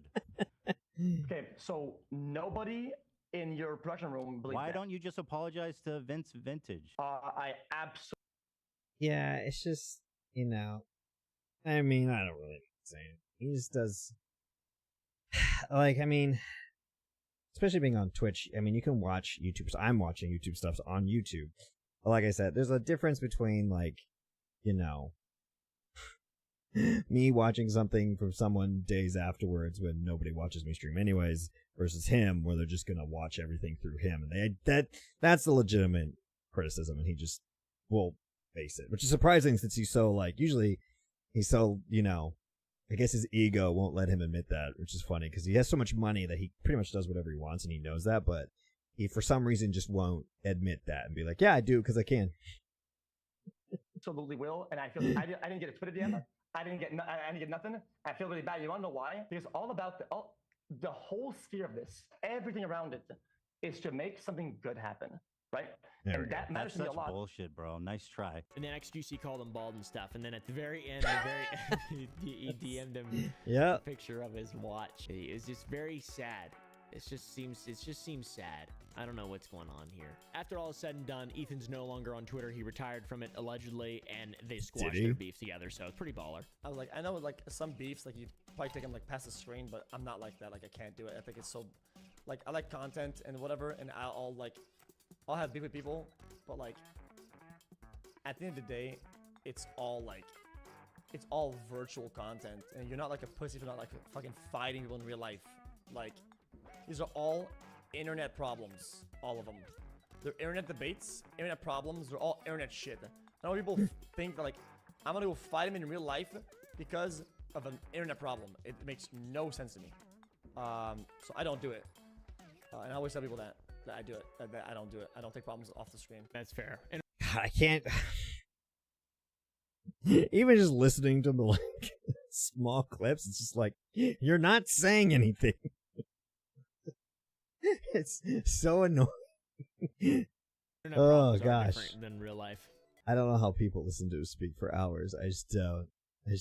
So that does make sense. They're all interesting people. Anyways, thanks for watching.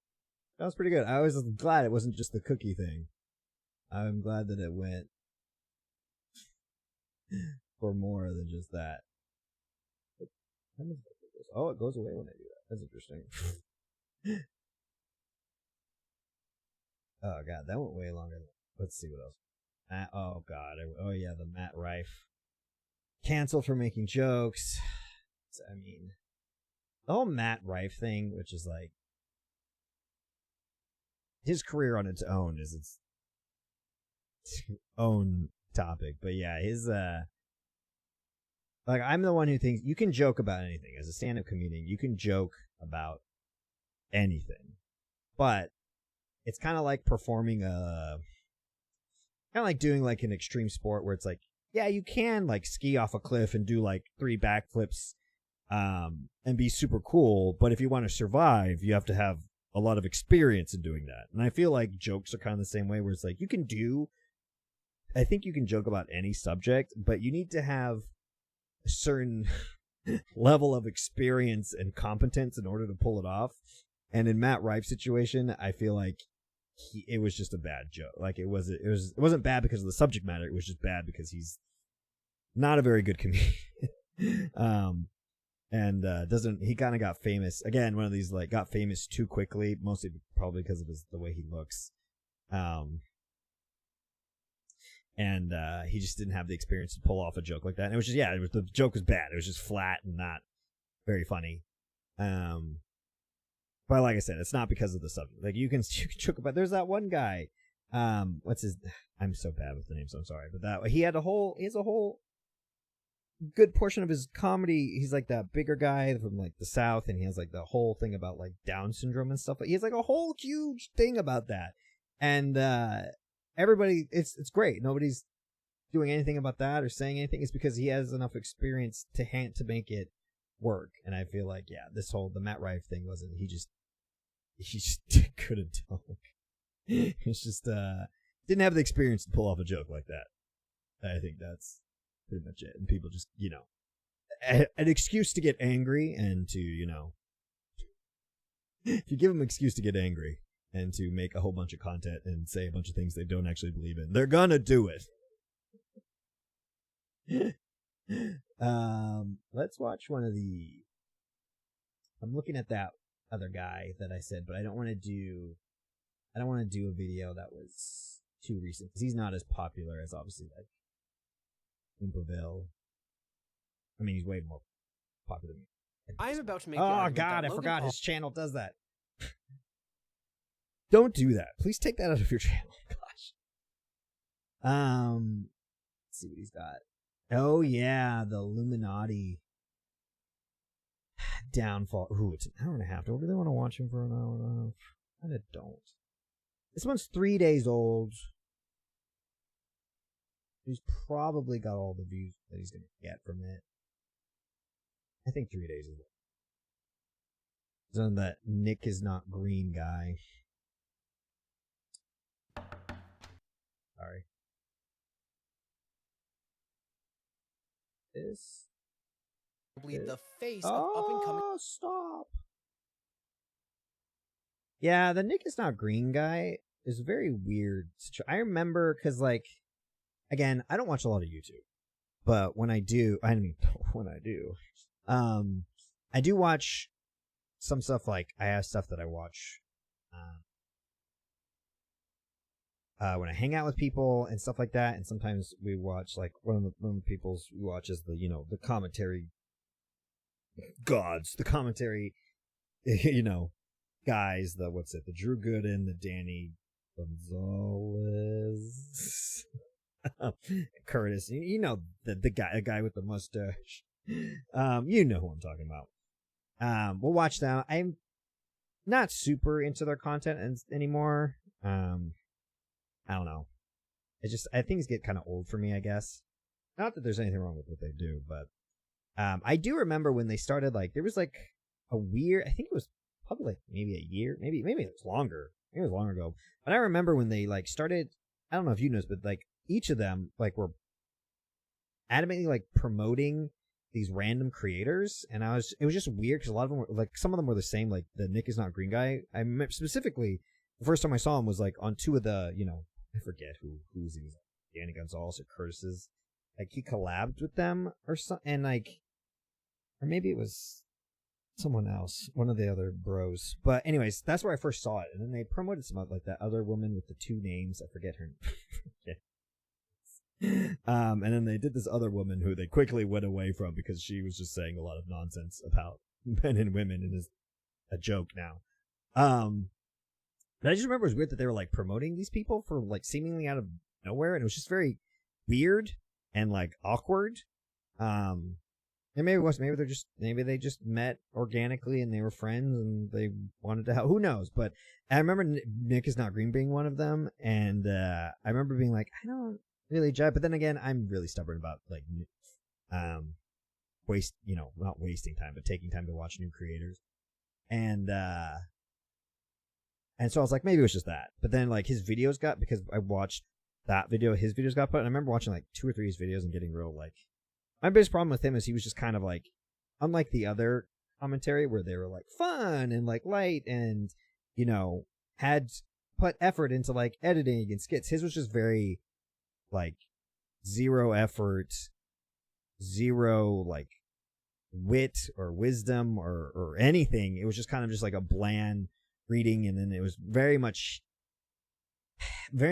his like dry opinion that was very like, you could tell it wasn't super informed. It was extremely biased.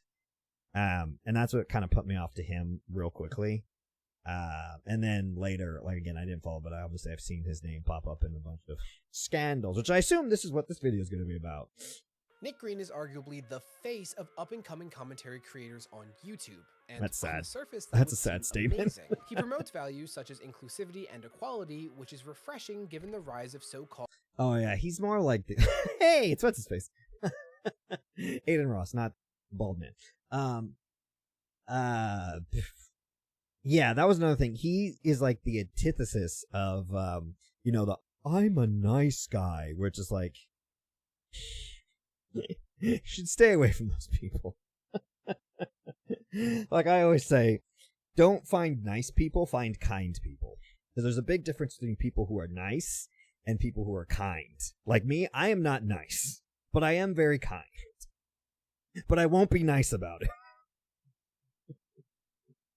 And trust me, and if you don't know the difference between nice and kind, nice is performative, kind involves action and actually doing something. And so a lot of times when like, when you hear like, I'm a nice guy, it's a really way to be like, oh. No, you're not. People who tend to be things that they are, whether it be nice, strong, capable, and independent or whatever, usually don't have to state that. Usually you just know. And so I think that was another thing that really put me off to him when I first saw his videos. It was just like, he seems like the type of like, I'm a nice guy, but in reality, it's like, it's just, I don't know. Some people you just get like a weird, you get a not so good feeling about it. Called alpha male creators. The problem is Nick has become a wildly unethical creator who uses his overall great values to dismiss any criticism as being bigoted, and his recklessness Always has good. included blatantly lying whenever convenient, and even throwing an alleged victim of SA, his friend no Oh, less, yeah, I under remember the bus that. to excuse his weaponizing someone taking their own life. And yes, this goes Rough. beyond his recent controversies with Super Mega. To put it simply, if Nick Green represents the future of commentary, then I think we're in for a bad time. Which sounds extreme, but hear me out. I've noticed that most commentary tends to fall under one of two categories. The first is what I would call critical commentary, which just means that the primary goal of the content is to inform the viewer of something while presenting an argument they hopefully agree with. However, because of the creator's best attempts to prioritize truth, the viewer can find themselves fully informed of a situation, disagree with the creator, but ultimately understand how they arrived at that conclusion. This is the commentary I try to do, though I wouldn't claim to be perfect at it. On the other hand, you have feel-good commentary, where the primary goal is either to be entertaining or to find viewers who already agree with you and tell them what they want to hear. Ultimately, you're not trying to persuade anyone who currently disagrees with you and will likely dismiss them as being a bad person. I would argue that Nick falls under this category. But to be clear, feel-good commentary isn't inherently bad. A lot of the work of people I really respect, like Drew Gooden or Cody yeah, Co, boys. fall under this category. But when producing these videos, it was mostly on things that were either very cut and dry, like Logan Paul's Japan incident, or were straight up opinion pieces that were primarily trying to be entertaining or unserious. They weren't pretending to provide thorough coverage of a confusing situation or send a mob after anyone. That's the big difference from Nick, who creates such levels of backlash by providing very surface level and misleading coverage while making life-ruining accusations. And honestly, Nick's style feels like this weird attempt to emulate the laid-back tone of the creators he's looked up to without realizing it doesn't work when tackling certain topics or when punching down. And while Nick has recently focused on making surface-level drama videos, several of his recent attempts at traditional commentary have been Nick trying to chase someone off of the internet because they come into conflict with a friend of his. Yeah, that's another thing. Like, regardless of like, I mean, you can call out people's shitty behavior. I mean, you obviously you can always do that. But like, from what I've seen of like, it's really not to adamantly like call out your audience to attack. Basically, I mean, not attack's a strong word. But to do, to mass flag someone, to do that, to show them, I think he went and showed people how to do it. He's like, go click here and then do this. And it's just like, and especially the whole, like, anytime someone who will never admit that they're wrong or that they're capable of making a mistake, or if they do apologize, they're always like, yeah, I may have done this, but it's never a good, I suggest you stay away from those types of people because they're never usually going to admit their own fault. And, not being able to accept that you've made mistakes is a big part of growing up. And if you're an adult and you haven't figured that out yet.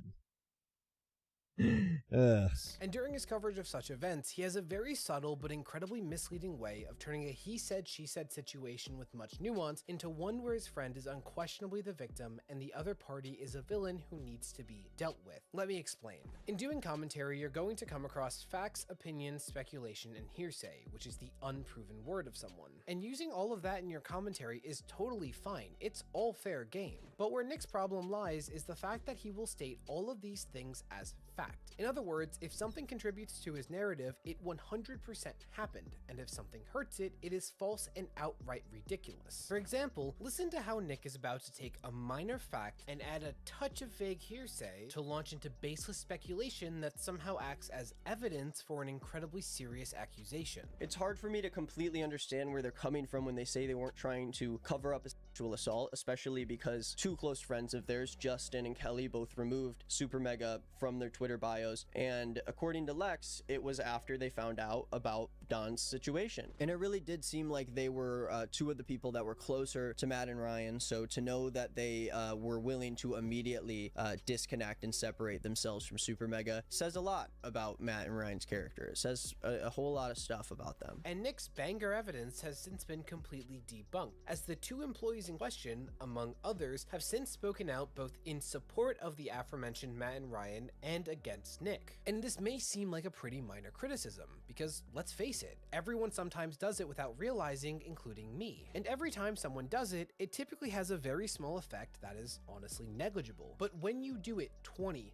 30, 50 times in a row, that's how you take a situation with a lot of shades of gray and turn it into an incredibly black and white one. Because that's how I think Nick sees the world, in a very myopic way where he is the hero and anyone he stands against is a villain. Furthermore, yeah, I mean, he's young, but again, you'd be surprised how many of these are like someone young and dumb, extremely inexperienced, just got a lot of power. What are you gonna do? Laugh? No. Should it? Should it? Just gonna enjoy the show. Where Nick will often use his friendship with someone to establish himself as an authority on a topic who knows better than anyone else covering it, but will gloss over the fact that every word out of his mouth is hearsay. Gus points out that there are many people talking about the situation who say they know Gus or and he specifies that all of these people have been people who he doesn't even know. Also, another thing is like one of the just we're like showing his content and remembering like when I did watch a few of his videos because like I was like I'll give him a chance. One of the things like it's just if they're so low effort, it's just like him and he just reads like a robot his script clearly, and there's nothing wrong with doing scripts. Like I used to do scripts, but I would do the take enough so that it looked like I wasn't reading a script, and his is just he's just clearly just reading and just the cadence. There's no levels. It's just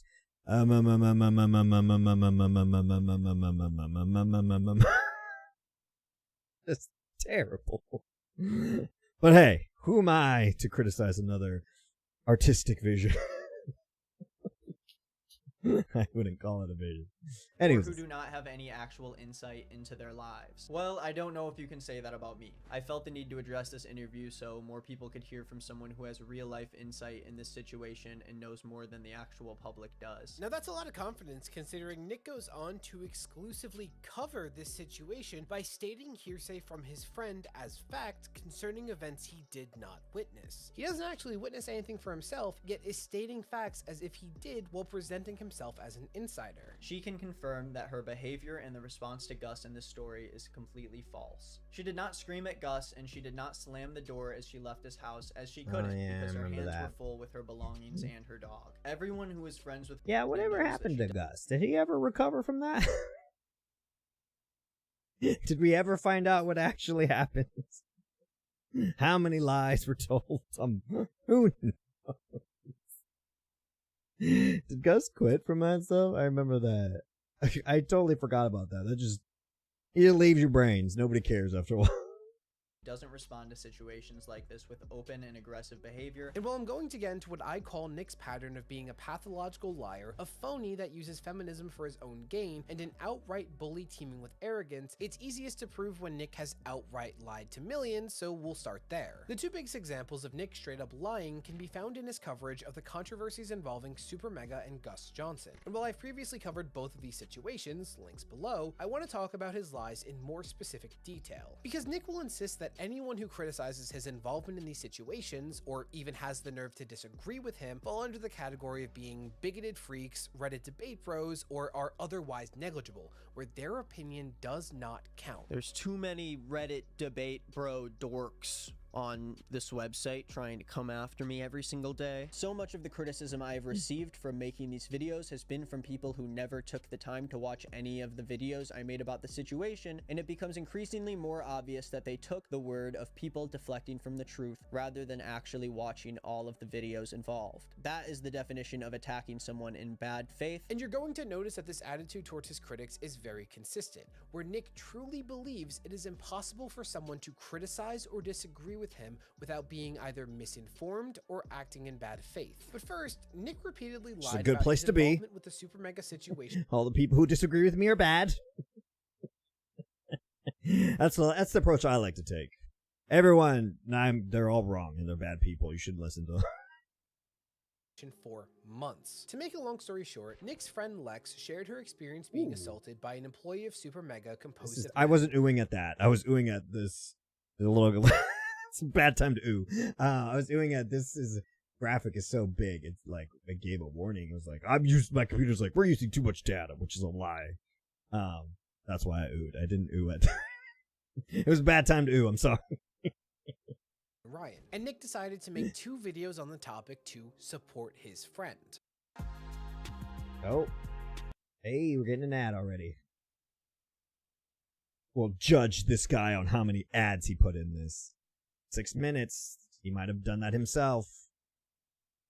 Lex and Nick repeatedly accused the duo of covering up her assault because they didn't make a public statement about it. They've pretty much covered up my assault. All she wanted from Super Mega was for them to make a post about why they were letting Don go after so much time, so other people don't become victims of him, but Matt and Ryan never did that. Despite Lex asking Super Mega to not publicize it. I purposely told both of them, I don't want this in a text. I don't want this screenshotable. I don't want this to be a big thing. We never stated our reasoning for cutting contact with Don or removing him as the channel artist. Because Lex, she expressed that she did not want this to be a thing that was public. Lex and Nick then used the vast majority of their videos to expose very personal and unrelated parts of Matt and Ryan's lives and mindlessly spread rumors that have since been debunked or proven false. So not only did he cheat on his girlfriend and broke up with her, and then she found out after because Jim was living with the new girl.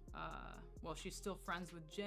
And not only did that, but cheated on the girl that he cheated on his girlfriend with a worker by the name of Morg Pie. Matt made sure to clarify that since Don was a contracted employee, that they didn't actually have to fire him for the sexual assault. I mean, you say it yourself that Super Mega is your magnum opus. It is a part of you. Your personal life is a part of this channel. Lex and Nick also went on to weaponize the suicide of Matt and Ryan's close friend by using the duo's grieving process to attack them. Daniel was the 3rd member of this YouTube channel, and he ended up taking his life a number of years ago. And despite the fact that this seemed to be a big turning point in Matt and Ryan's career, and it seems to be something that affected them even to this day, Lex and, as we'll learn in the future, other former employees of Super Mega have claimed that Matt had made a lot of jokes about what happened to Daniel, and even called him a coward at some point for what he did. So no, they don't care about suicide. They don't give a shit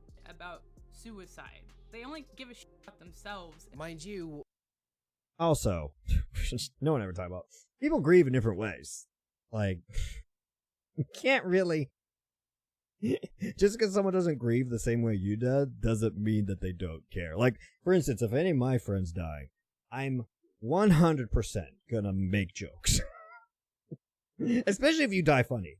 We all die. If we can't laugh at our own deaths, what can we laugh at? Why not? Yeah, some people are like me and just have sick senses of humor. Ryan was the one to discover the friend after their successful attempt. I found Daniel unresponsive in his room. The person making these claims never knew Daniel.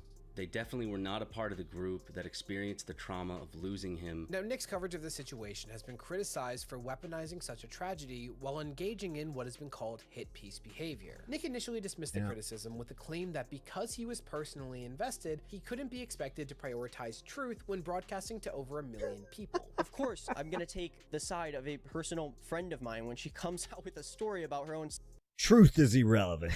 sexual assault. This isn't like an online, like, normal thing where I look at all the facts and I make a decision. No. Now, where does this turn into Nick lying? Well, in his initial coverage, Nick says that his reason for talking about the situation was as follows. All I really want out of this video and out of this situation is for the victims in the story to be heard and to have a voice. I'm going to talk about the controversies that come forward, and the reason I want to do that is because they're not shutting it down this time. In fact, he later specifies that he got permission to make videos talking about the situation from Lex. And when Lex was preparing her story, I was given permission by her to cover it. It was never something that I suggested to Lex, but when she mentioned it, I decided to share her story. Listen to that wording. She told him about the situation, so he decided to share her story and got permission. So he's not part of any coordinated effort, right? In fact, when Matt suggested that Nick was possibly put up to this by a disgruntled ex-employee, a lot of people, mainly Leighton and his close friends, have used this as an opportunity to capitalize off of what was initially someone's story of sexual assault. Nick responded with outrage at the idea that he was part of an organized effort or that he makes videos for vendettas. Does Matt think that that's all it takes to get me to make a video about something? I know it's easy to just throw up when your channel's not doing great and you only really want to post American Truck Simulator Let's Plays, but I have a real job with a real schedule that I keep up for my audience, and I don't make videos. I like the comparison. I like the comparison of him being like, I have a YouTuber telling another YouTuber, I have a real job, unlike you. You have the same job. Not like that, though. It's different. I found that funny. Now, after 3 months of Nick repeatedly doubling down in response to slowly growing backlash, Nick released a third and fourth video. Listen to what he says. Lex posted her story, and I was asked by her and Ethan to potentially talk about it on my channel because I've talked about similar situations in the past, and I should not have agreed to cover it when Ethan and Lex approached me with the idea. So let's review. Nick was asked by his close friends to use his platform to help with a personal grudge, did not disclose that, lied about it, and insulted Matt for insinuating he was part of an organized effort. Like, Nick tried to use Matt's brief mention of him to fully discredit almost a full hour of Matt presenting evidence of his innocence. But I think that this claim that he kind of ends his response with is extremely in bad faith, and it makes me question his true intentions with all of the claims he's making. And after all of that outrage, Nick was part of exactly that, a coordinated effort organized by his friend. It was just orchestrated by Lex instead of Leighton. And another party that received backlash for spreading false accusations has since come out and shared that they felt like they were pressured into making their video, strongly insinuating that that was by Lex. I was surrounded by people who were telling me to, like, come out and basically dogpile, and I did it. Yeah, I joined the dogpile. Very clearly used you for the narrative to an extent. It's becoming more and more obvious. Yeah, that is kind of what seemed like happened. Have you talked with Lex since? Nope. And that kind of says something to me. Which would make this the I like how I mean, maybe it was just the clipping. Like, in the clip, she makes it seem like, yeah, I just did their evil scheme. I couldn't stop myself. Like, it's just the way, the tone of just like, I have nothing, there was no I don't need to apologize or whatever, or does it seem like I was part of an evil scheme? Maybe criminals should try that when they, like, get involved in, like, RICO stuff. Like, I don't know. I mean, I was there and I took the money and they told me to take the money and run out the bank, but Sorry. The definition of a coordinated effort. So Nick lied to over 1 million people because he knew the truth would make his friend look bad. And he only came clean as a last resort to protect and distance himself. And literally 2 minutes after admitting this, Nick still tries to lie and say there was no coordinated effort and dismisses the idea as conspiracy. I was asked by her and Ethan to potentially talk about it on my channel, and a few days later, I posted a video covering everything she said in the video. Since then, there has been a narrative pushed by fans of Super Mega, other YouTubers, and Super Mega themselves that has fully embraced the conspiracy that there was an organized attempt to cancel Super Mega and that I am one of the main people behind this attack. And Nick's entire defense of him and Lex hinges on the idea that Lex decided to post her video by herself and that there was no preconceived plan. But tweets resurfaced from months before Lex's video where Lex's boyfriend and Nick say that they are planning something behind the scenes and are gathering other people's stories, which would make this the very definition of a coordinated effort, one that Nick knew about months in advance. This is oh no, evidence. The bane of everyone's existence. And while I'm going to get into the lies Nick likes to sprinkle throughout his content, I cannot stress enough as a commentary creator with a fraction of what he has, how insane it is to make a hit piece because your friend asked you to, act offended when accused of that, and only come clean to protect yourself. Like, I cannot fathom lying to my audience like that. But I accuse Nick of sprinkling lies throughout his content. Why? Well, like I said, he states whatever he wants to as fact, even if it's something that's provably false or has been debunked. Now that seems pretty careless, so why would Nick do this? Honestly, I think it's because he sees his viewers as dumb. If they watch his videos, Nick seems to assume that 99% of them will not check any other coverage of that situation. Or if they do engage with other content, they will likely do so with an extreme bias because Nick has already told his viewers that the opinions of anyone disagreeing with him don't count. Also, notice how I don't think it's that villanesque. I don't think he's like, my audience is so dumb they won't do the research and I've manipulated them through, you know, demonizing anybody who criticizes me. I think it's more of just kind of like his entirety of his content, just lazy, zero effort, doesn't, you know, doesn't care. I feel it's more of that than like, you know what I mean? Usually, we like fantastical stories, but usually, excuse me, like, what's his face? The Purple Man said, reality is often disappointing. It's probably just, he's just lazy. He just doesn't care. He's just a bad, you know, lazy, bad content creator. It's made it very clear when I was speculating, if this was a Nick Green video, all of that would have been stated as facts, but spreading lies. If you remember, Nick's accusation that Matt and Ryan covered up an assault was quickly debunked. Yet 3 months later, in his so-called apology, Nick repeated the accusation and even made the claim that the duo admitted to it. I have seen creators who are now backing up Super Mega as if they both didn't fully admit to covering up their friend and employee assaulting another one of their friends. Which is a lie. Super Mega explicitly denied this claim. I also want to state that we never took any action to cover up assault and we never tried to cover Dawn from any consequences. For example, I was the one who told Ross over the phone because Ross had a show with Dawn and I felt like he needed to know this. And after some tiptoeing, we ended up cutting ties with Dawn, both personally and professionally. We cut all contact with him. We also updated those who we knew that were working with him of the situation. And it is wild to me that Nick is so confident lying about something that is this well documented. And here's the thing, when Nick goes on to quintuple down that they covered up an assault, he doesn't acknowledge a single argument that debunks this. He just restates his past reasoning that ultimately boils down to, if a victim asks you not to go public with their assault, you should assume it's obvious what's best for them and publicize it anyway without asking. Yeah, I'm serious. Matt's answer to that would be that they didn't tell other people or the public about this because Lex wanted the situation to be private and they didn't want to speak for her. And Matt agrees that he should not have asked Lex what he should do in this scenario. It was very obvious what he should have done and he decided to be passive about it. And yes, this is what caused a lot of the issues. And I still do not understand how all of that stayed between 3 people. I struggle to understand how someone as close to them like Justin wouldn't know, especially because Justin knew Dawn.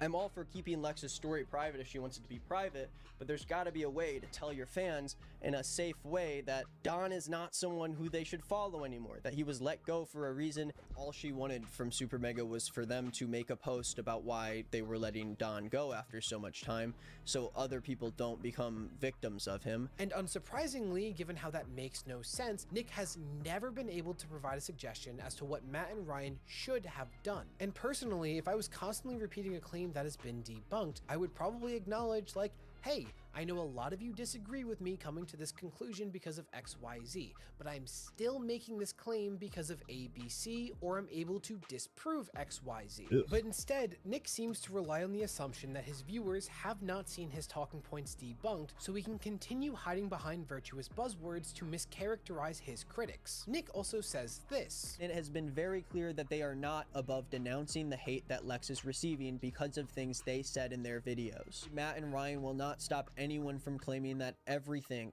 that happened in Lex's story was a lie. Another easily disproven lie.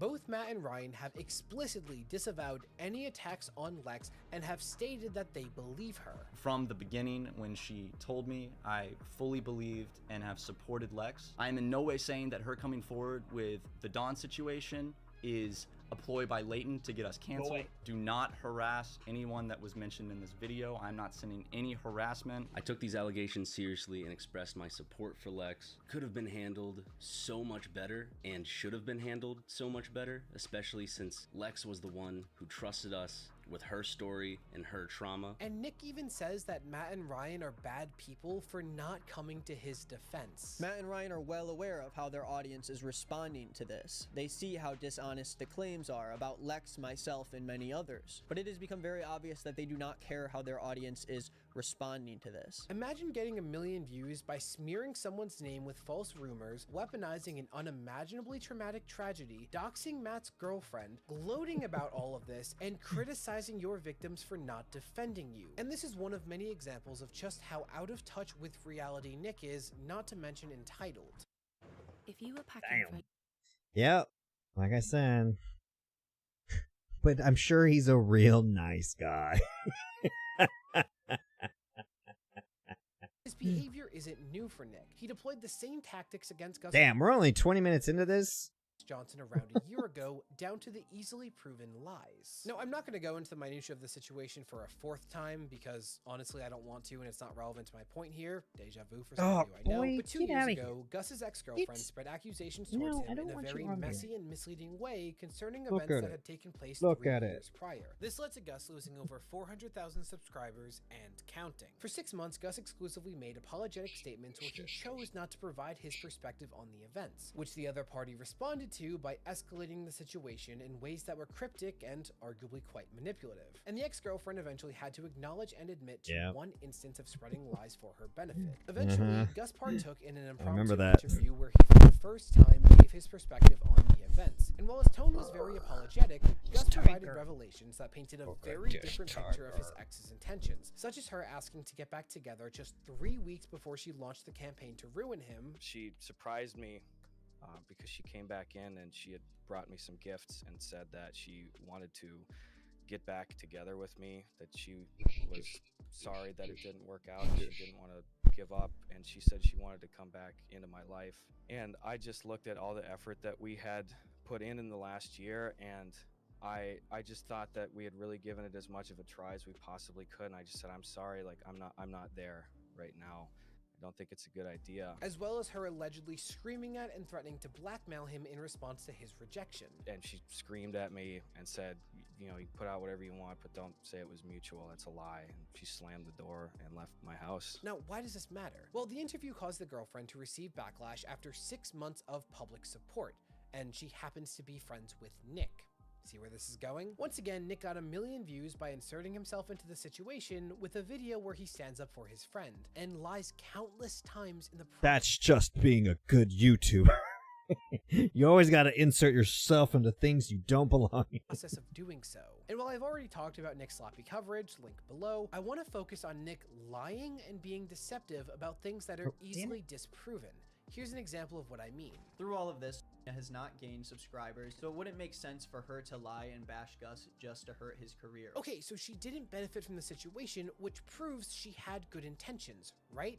Nick even specifies that she didn't gain subscribers. But of the last 2 years, her video on Gus marks the peak of her engagement in terms of both subscribers and views, and it's not even close. Also, the original video is her second biggest ever with over 1 million views. Not to mention, it features ads as well as a sponsorship. So doing some math as a creator, she made up to $10,000 from this video, possibly even more. But that's the thing.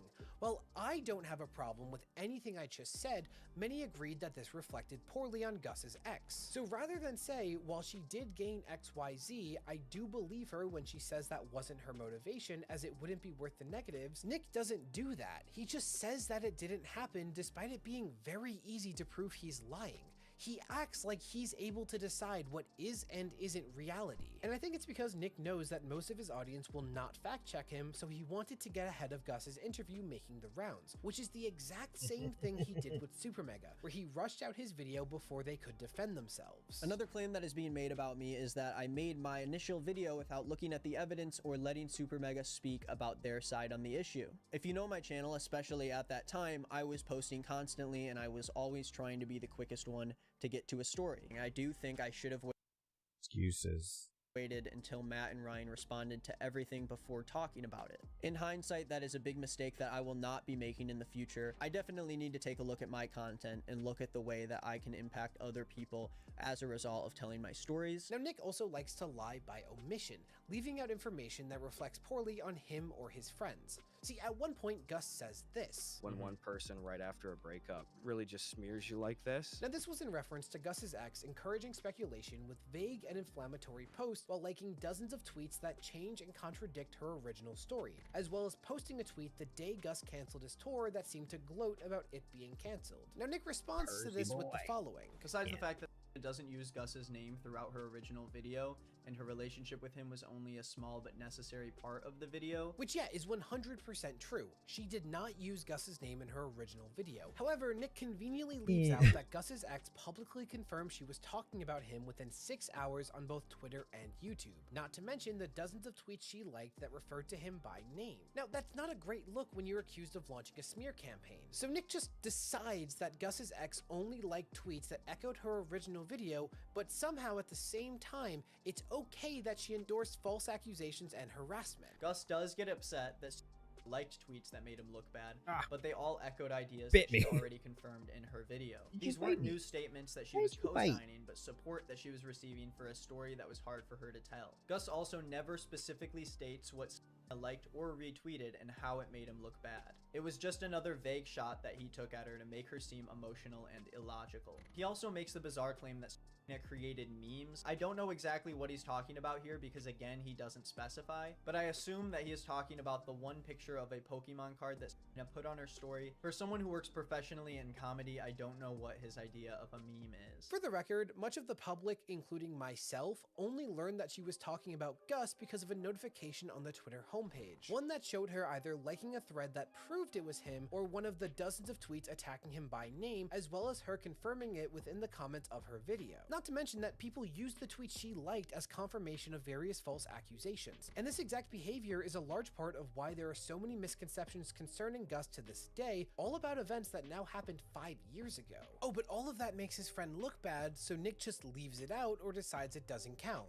Sounds familiar, right? He also has a habit of stating people's intentions as fact, as if he can read minds. Again, carrying himself as if he has insider knowledge despite that being simply false. In fact, this habit was the basis of Nick repeatedly accusing Super Mega of covering up an assault to over 1 million people. But as it relates to Gus, when responding to Gus's ex seemingly gloating about him having to cancel his tour, Nick says this. Not only does this and so many of Gus's complaints boil down to, oh man, she was being so mean to me, but the tweet had nothing to do with the tour. Just states it as fact. Like, it's not a hell of a coincidence that someone with a proven vendetta tweeted, "That's showbiz," right after Gus announced that he was canceling his tour. And to give you an idea of how full of it Nick really is, he goes from lambasting Gus for assuming that tweet was about him to quite literally in his very next sentence, heavily insinuating that a random sketch from Gus is a shot at his ex. And it's ridiculous to monitor what she's doing and assume that everything is about you, even if it is extremely vague.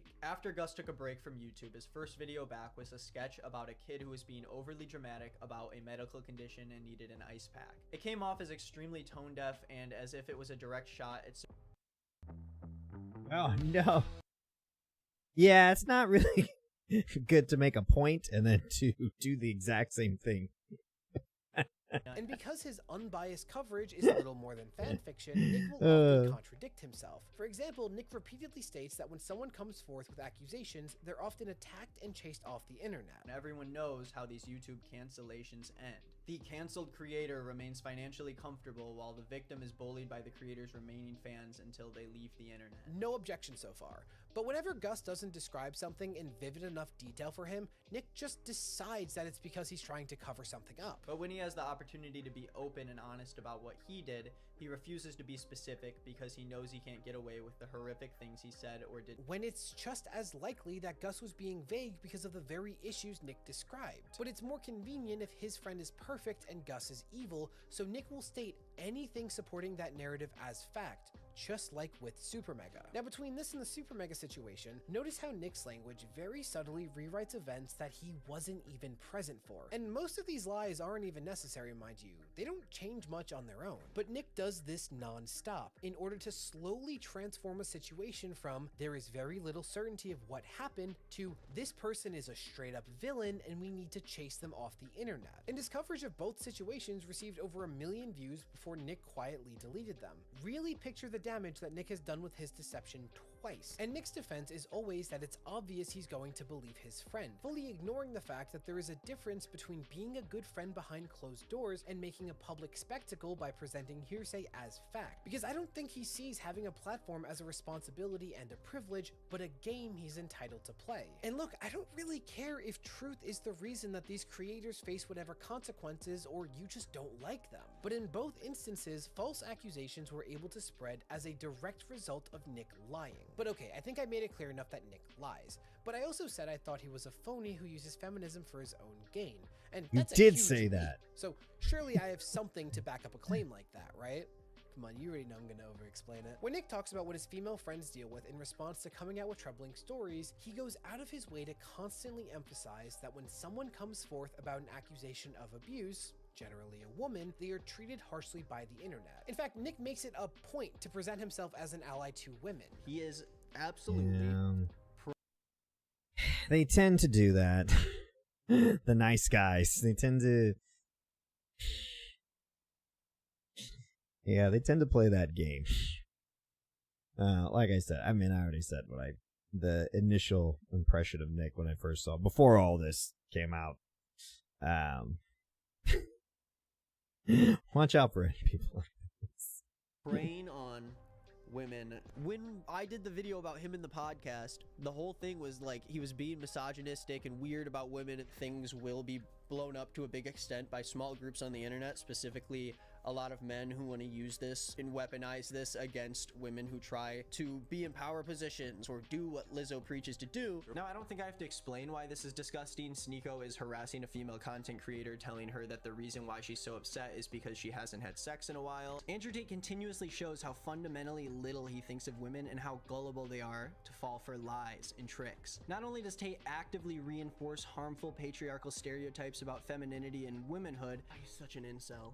He's such an incel. They end up going down some pipeline and they end up being some radical freak who was never given love, so now they're an incel who wants to, you know, destroy women and have people harass them on the street. Now, here's the thing. I agree with him. I try not to be performative, but I do call out misogyny when it comes up in a video, and when I do criticize a woman, I will often take a moment to disavow sexism. So what's the problem? Well, Nick will go out of his way to tell anyone that'll listen about how he is a proud ally to women and is willing to face the internet's cruelty head on to protect them. I am absolutely not a stranger to hate campaigns Like a good white knight should. like this. I have dealt with months of hate following my coverage on stories like Sneeko or Gus Johnson, both situations where I was harassed endlessly for uplifting the voices of victims who are attacked just like this. Except that all goes out the window the second he starts losing subscribers. What do I mean? Recently, Ryan from Super Mega released a statement concerning how his friend's passing was used in poor taste as a weapon against him. Once again, Ryan was the one to discover the friend after their successful attempt. It doesn't get much worse than that. So Lex and Nick exposing Matt and Ryan for joking about the situation, which is a very common coping mechanism in response to genuine trauma, was unquestionably cruel. Hell, Lex went so far as to say that they did not care about the issue at all. So no, they don't care about suicide. They don't give a shit about suicide. They only give a shit about themselves and who they can make jokes of that are under them that they can get away with. Never, you know, the person who got assaulted or the person who's like dealing with suicide attempts. I don't know. I know you guys don't give a shit about either of those things, obviously. And constantly referred to their friend by name when said friend had left behind a family. Now, while Ryan does express pain at how his friend was dragged into this, he takes a very level-headed tone when outrage would be understandable. And he directly asks Nick and Lex to just take accountability and apologize for using unrelated trauma as a gotcha. And while this did increase the backlash that Nick and Lex were facing substantially, Ryan also gave them a very easy out, which he didn't have to do. Apologize for this one thing. And since Nick is the first to promote accountability and apologizing, I think it's time for some people to be held accountable, and I think it's time for people to take some real action on creators who continually take advantage of the people around them and the people they hire. I'm like, where did you apologize? Man, it just gets better. I love this kind of apology. This apology is a little bizarre. It seems a little bit suspicious. I don't know, to actually have her held accountable for her actions, and I think that's great. She just came up like, sorry, I was racist. The video of her apologizing about it, looking back, comes off a little bit like blame me in certain ways. This is gonna be when Nick really shines, right? Yeah, you already know the answer is no. Nick immediately took to his Instagram and posted a vague story, once again insinuating that anyone criticizing him is an SA apologist, which is in line with what we've seen. He seems to assume his audience is dumb, so he misrepresents his controversies to be seen as a martyr. When that finally stopped working and Nick finally started to lose subscribers, he made his third video on Super Mega. And while it's disguised as an apology, Nick can't help but assume a very snarky and defensive tone throughout, which you'll see. Dude, this is a horrible gaming experience. See, will we? Repeatedly throw Lex under the bus and distance himself from her, saying that he only covered Ryan's friend because Lex talked about it and he's just reporting as an outsider, meaning she should be blamed for any harm he chose to do with his platform. Daniel should not have been mentioned in anyone's videos about the situation, including Lex. Because it was a part of multiple stories that I was summarizing in my video, I of course decided to include it as valuable information, but the purpose of my video on Super Mega was to highlight the stories that were told, not give my own personal story on the situation. Bringing up Daniel was purely part of reporting that story. In my video, I directly quoted what was being said in a story I was covering, and I believe that it was necessary to point out that these claims have been made. And of course, I wanted to follow that up with what Super Mega thought about those claims. After reporting on this story in both of my videos, I will say that I believe Daniel's suicide should not have been a part of the story told by Lex and Layden. I do not think it was necessary information for anyone to include that in their personal story about Super Mega. I do not believe that means that I should ignore and disregard any mention of Daniel in my story, so I included it. Although I knew people personally involved in the story, I was still a third party who made this video summarizing Lex's story after it was posted, and I can firmly say that I had no part or decision in Daniel becoming a part of Lex or Layden's story. But again, our social media accounts are not controlled the same way. I am not in consistent communication with her, and I am not associated with how she goes about telling her story. And during his fourth and final statement, Nick goes even further to wash his hands of this and straight up admits that he's only interested in protecting himself. Whatever happens with this situation moving forward, I am not a part of it. I do not associate myself with anyone involved. And by no means does that mean that I'm fully discrediting Lex's story. By no means does that mean I'm fully siding with Super Mega. I'm truly trying to do what is right for my platform. I don't want my career to be defined by situations like this. And this is not at all the kind of content I want to create. This is not the kind of situation that I ever want to even be a part of in the future. So let's review. Nick made multiple hit pieces because his close friends asked him to. He chose to insert himself into the situation, calling for accountability. And since he's been gloating about the situation while showboating about how cruel the internet can be to women and victims. So as soon as the controversy catches up to him, literally as soon as he starts losing subscribers, Nick immediately resorts to, oh my god, blame her, the victim of assault, she's the reason I did it, it's all her fault. Really? So he stands by his friends and takes on larger creators when they're already down, but immediately throws said friends under the bus once it causes a problem for him. When he could have just said, look, I really should have thought that through more, I didn't have a bad intention, but I could see how I was being a little careless, and for that I am sorry. A very easy apology that allows you to claim good intention without abandoning your friend. Also, now that I think about it, it's kind of insane that Nick made all of this way bigger, like he's a much larger creator than Lex, yet now that this is way worse for her than her original video, Nick just leaves her, just abandons her. Also, Nick says he was not given permission by Lex to make this video. In fact, he specifically is going against her wishes. I was not given permission to make this video. Originally, I just wanted to do the best to respect. Yeah, I mean, gosh, guy goes on for like another 20 minutes just burying him, I guess. Yeah, I mean, again, he's painting them as like this big nefarious person, but like I said, it all just comes down to he's young, he doesn't clearly doesn't have a good work ethic. He clearly does as minimal of work as possible, and he was given a lot of power really quickly, and he's young, dumb, inexperienced, arrogant, very arrogant, thinking that everything he says and does is correct, and he just doesn't care to, correct himself unless he's facing the pressure, in which case he's just deflects, which is something children do. It's a childlike mentality. But again, he's young, and this is what happens. I mean, you see this type of thing when people get power, man, they just lose it. And when you give a young person that much power, I mean, they really don't have that much of a chance. But yeah, it's just, like I said, when I first started watching his videos at the beginning, I got a very quickly put together what this person was about, and was like, honestly, that was one of the things that made me, like I said, I first saw him because he was promoted by some of the other guys that I watch with some friends. Like, I specifically only watch them when I go hang out with my friends, and it made me kind of like, I was already kind of like, I'm not tired of their content, but like, I was just kind of like, and I remember this specifically when they started like promoting random people, and I was just like, I know, this is weird, like, why are you doing it? That kind of put me off that too. Yeah, this whole thing kind of put a bad taste in my mouth for them.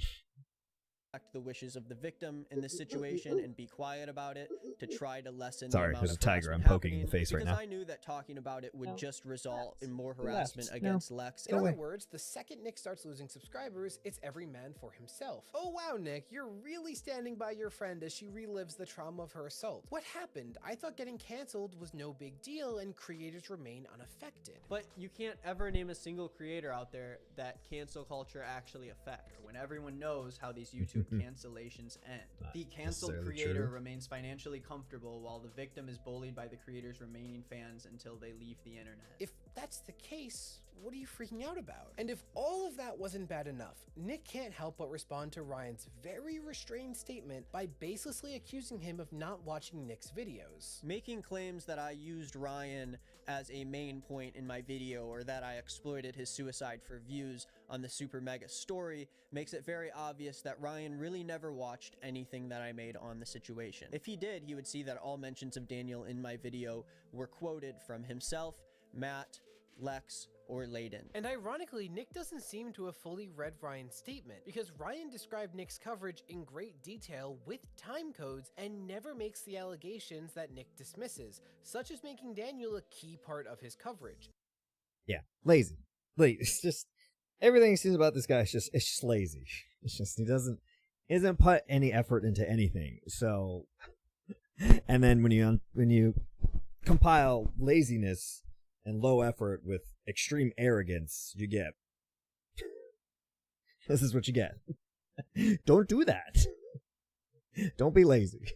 Other people may have said that, but Ryan didn't. Oh look, someone criticizes Nick, so he finds a reason to say that that criticism doesn't count. Haven't seen that before. Not like Nick goes on to do it again in the same video. So much of the criticism I have received from making these videos has been from people who never took the time to watch any of the videos I made about the situation, and it becomes increasingly more obvious that they took the word of people deflecting from the truth rather than actually watching all of the videos involved. You cannot watch a video from another creator, or even from Matt and Ryan claiming that I am a liar without even watching the content that I made in the first place. That is the definition of attacking someone in bad faith. And what's even more fake is that this so-called apology came as soon as Nick started losing subscribers, after months of successfully burying this from his viewers. This is Kelp, Shark versus Octopus. Shark versus Now this video was received horribly, so Nick released a fourth video where he seems to do a full 180 and finally owns up and admits he can't handle these kinds of situations and acknowledges that the criticisms of him were valid. I inappropriately handled reporting on a story that I should not have reported on. I'm realizing pretty late that I was too close to the story, and regardless on my personal feelings for the situation, it was irresponsible for me to involve myself and my platform into a conflict that really had nothing to do with me. I am not free from the criticism of how I actually am making and reporting on those videos. I should not be involved or be a part of the story, and I should not have agreed to cover it when Ethan and Lex approached me with the idea. I mean, it's a little weird that Nick owning up was buried in a completely unrelated video and he quietly deleted his so-called apology. But who cares? No one's perfect, and Nick finally took accountability, so that's amazing, right? Yeah, except at the end of his very next video, Nick can't help but insinuate one last time that he's the victim. Play along tonight. I'm sure it's gonna be fun, as long as a bunch of freaks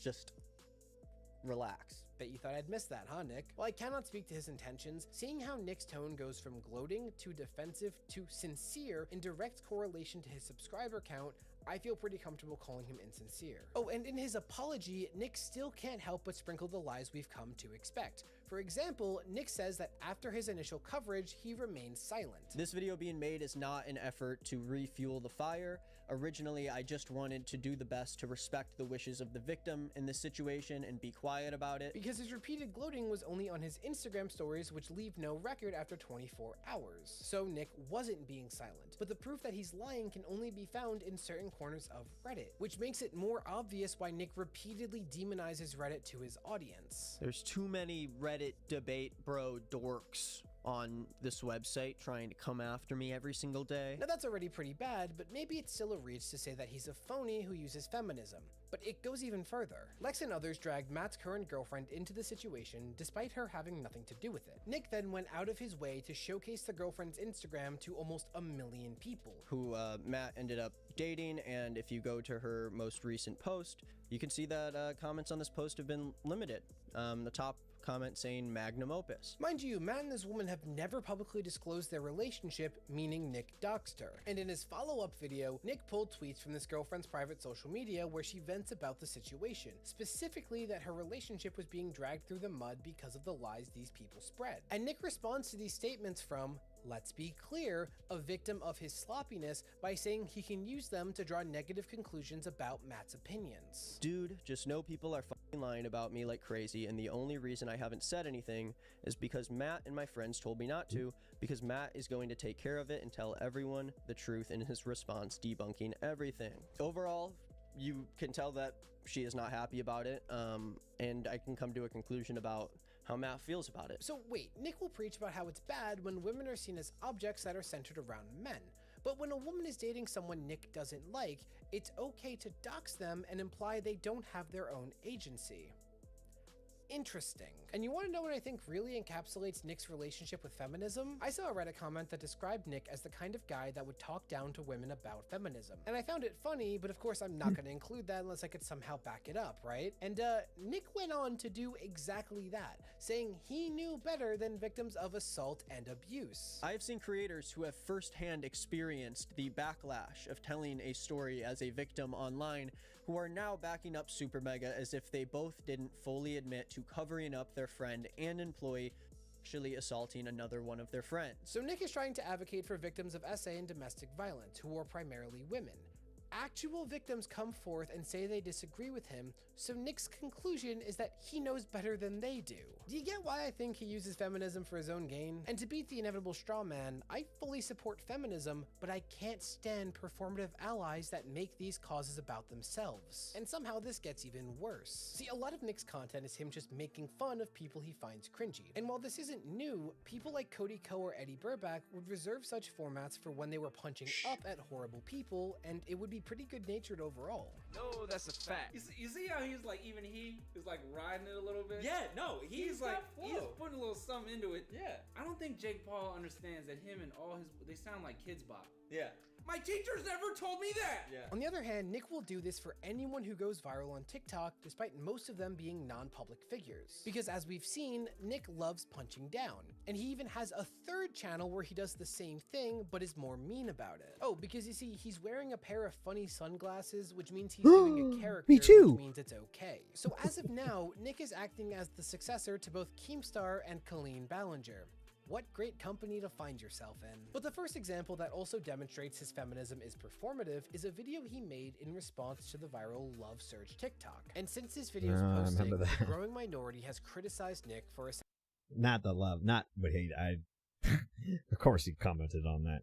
Yeah, that's another reason why I wanted to change my content. It's just kind of like, or the short form that I did, just because I don't really like just like finding whatever is viral on, momentarily viral on TikTok or whatever. As funny as it may be, it's just, I don't know, it just kind of always put a bad taste in my mouth. That's why I'm trying to, with the whole thing that I was supposed to be making tonight, the trash corner thing, it's gonna be a little, it's gonna be different.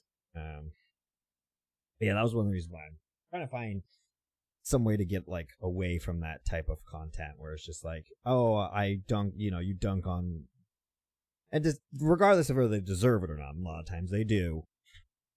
Like the woman we just saw in a Toesies video where she just refused to believe that people didn't want to listen to her singing on the plane.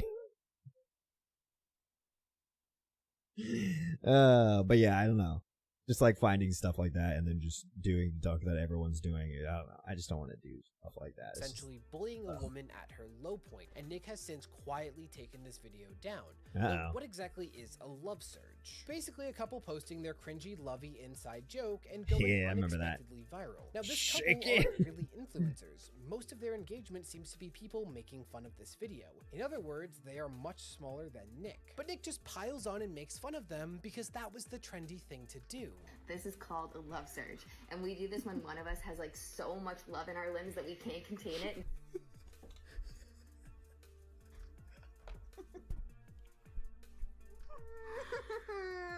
Now, maybe I'm being a little too sensitive. I really don't like making fun of people, which is why despite all of my criticisms of Nick, I haven't made fun of him. Like, I remember Mean Girls being a cautionary tale, not a step-by-step guide, but whatever. At one point, Nick points out that the couple is Nice, being bullied, Mean but Girl. says it's fine. And what makes it even funnier is the fact that Nick's girlfriend immediately disagrees with him. What happens after this video is a lot of bullying. I'm not gonna lie. A lot of bullying. It seems like everyone is like just making jokes about it, which is like whatever, in good faith, right?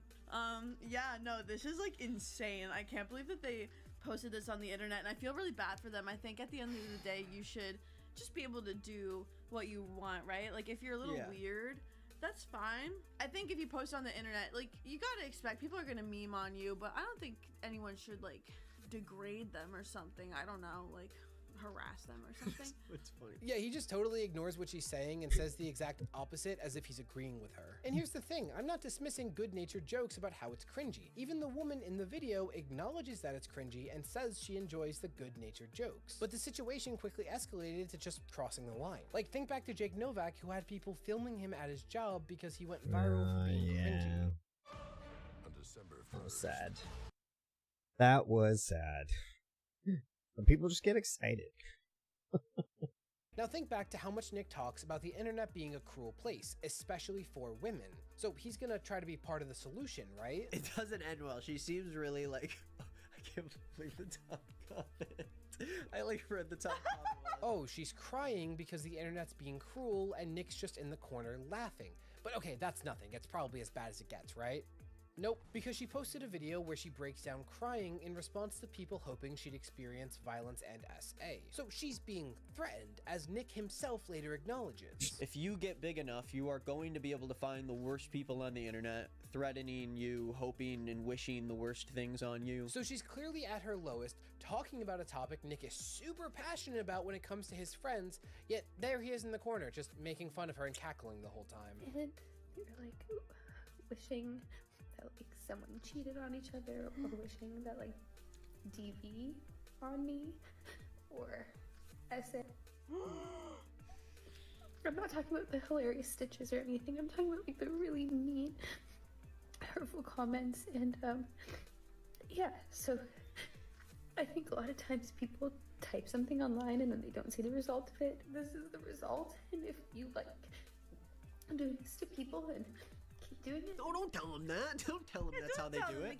Almost like he loves punching down, which he even goes on to indirectly acknowledge that that's what he's doing. Still feel bad for her. I think this is just a case of a normal everyday person getting a little too much attention on the internet, and it results in some pretty overwhelming things. And what makes this even more hypocritical is that when a creator simulated SA in reference to one of Nick's friends, Nick took to YouTube and told his audience to mass report the creator in the hopes of deplatforming. That's what I was talking about. I don't think I have to explain why this is disgusting. Sneeko is harassing a female content creator, telling her that the reason why she's so upset is because she hasn't had sex in a while, and then he proceeds to aggressively simulate a sexual assault on Chad in his live stream in front of thousands of people. If you watch this video and you also believe that Sneeko should be banned from YouTube, you can go to his channel pages, click about, and then click the flag icon on the right side of the page and report the user. Now, Sneeko, but it's crazy for Nick to have that attitude when talking about his friend, only to turn around and belittle someone for showing the effect this kind of language has on women.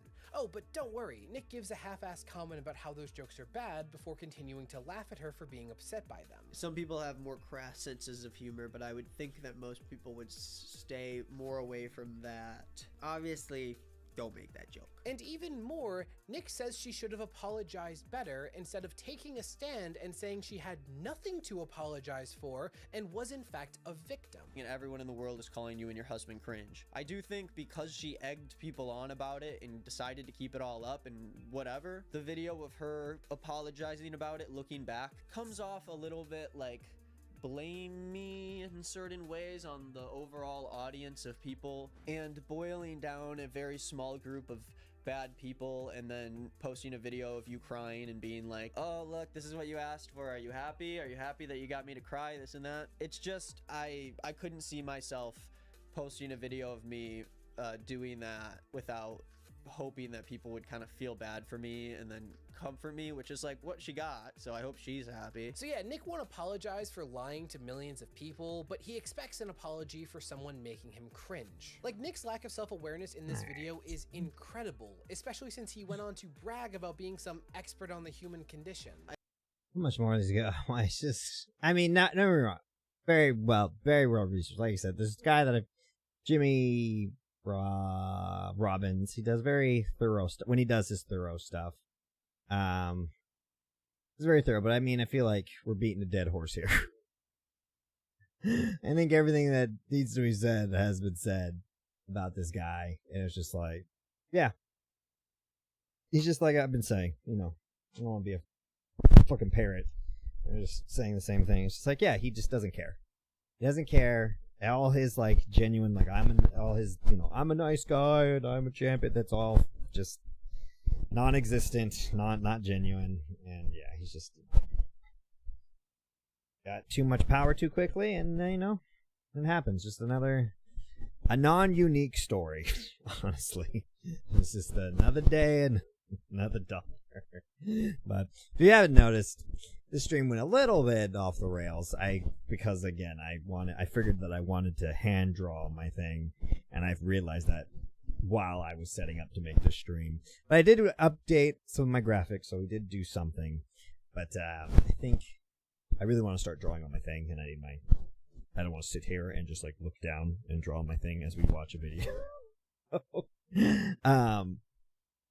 So I think we're gonna be good from there. I don't know about this setup. The thing is, I have a lot of work, like a lot of usually things I can do. I'm not sure if I want to make that part of my content or not, but we'll see. This is all a test. All just a little test. At least the system. Nothing happened. I didn't get kicked out. My computer didn't explode. Sand didn't, or the elf didn't shoot me. It's all good. It's all good. But yeah, it seemed to have worked out at least functionally wise. Nothing exploded. It was hard working in a tiny little corner because of my screen, I'm only using about half of it. And the other half is blank, which is nice because I can do stuff that you guys can't see. But that was a little weird. But I think it was a 6.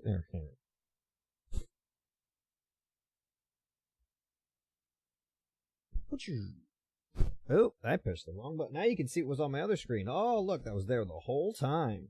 But that's what I mean when it looks like. When I had half of my screen. I pressed the wrong button.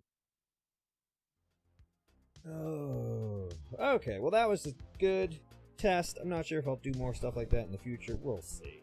We'll see. I like to change and do a lot of random things. I don't know. I feel like watching videos. I know it's a lot of streamers do. I don't know. This doesn't seem as fun. Just doesn't seem as fun. And if it's not fun for me, I don't really care for it. I did like that I got work done. That was nice. That was nice, but I don't know. I don't know how I feel about it. I'm still working through it. It's not as enjoyable as doing game obviously plays, but it kind of helps when you have games to play, and not 50 games in your wait list who said they were going to be out 2 years ago now. How many do I freaking have? Let me just look real quick. I have 1, 2, 3, 4, 5, 6, 7, 8, 9, 10, 11, 12, 13, 14, 15, 16, 17, 18 games that were all promised to come out last year at the end of 2022 or at the beginning of 2023, and now they're all some of them have gone from not even saying a release date. They've gone to unannounced, which is freaking wild.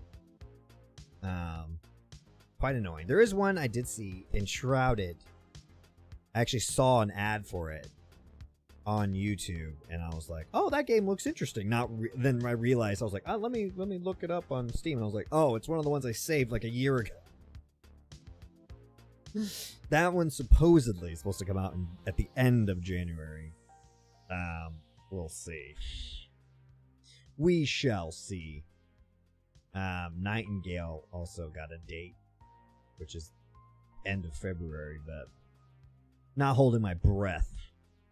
But yeah, we'll see. We'll find stuff to play. But anywhoozles, that's gonna do it for me for tonight. Thanks everyone who popped in. Thanks for all you dirty little lurkers in the back and didn't say anything. We love a good dirty little lurker here. And if you're not subscribed, what do you do?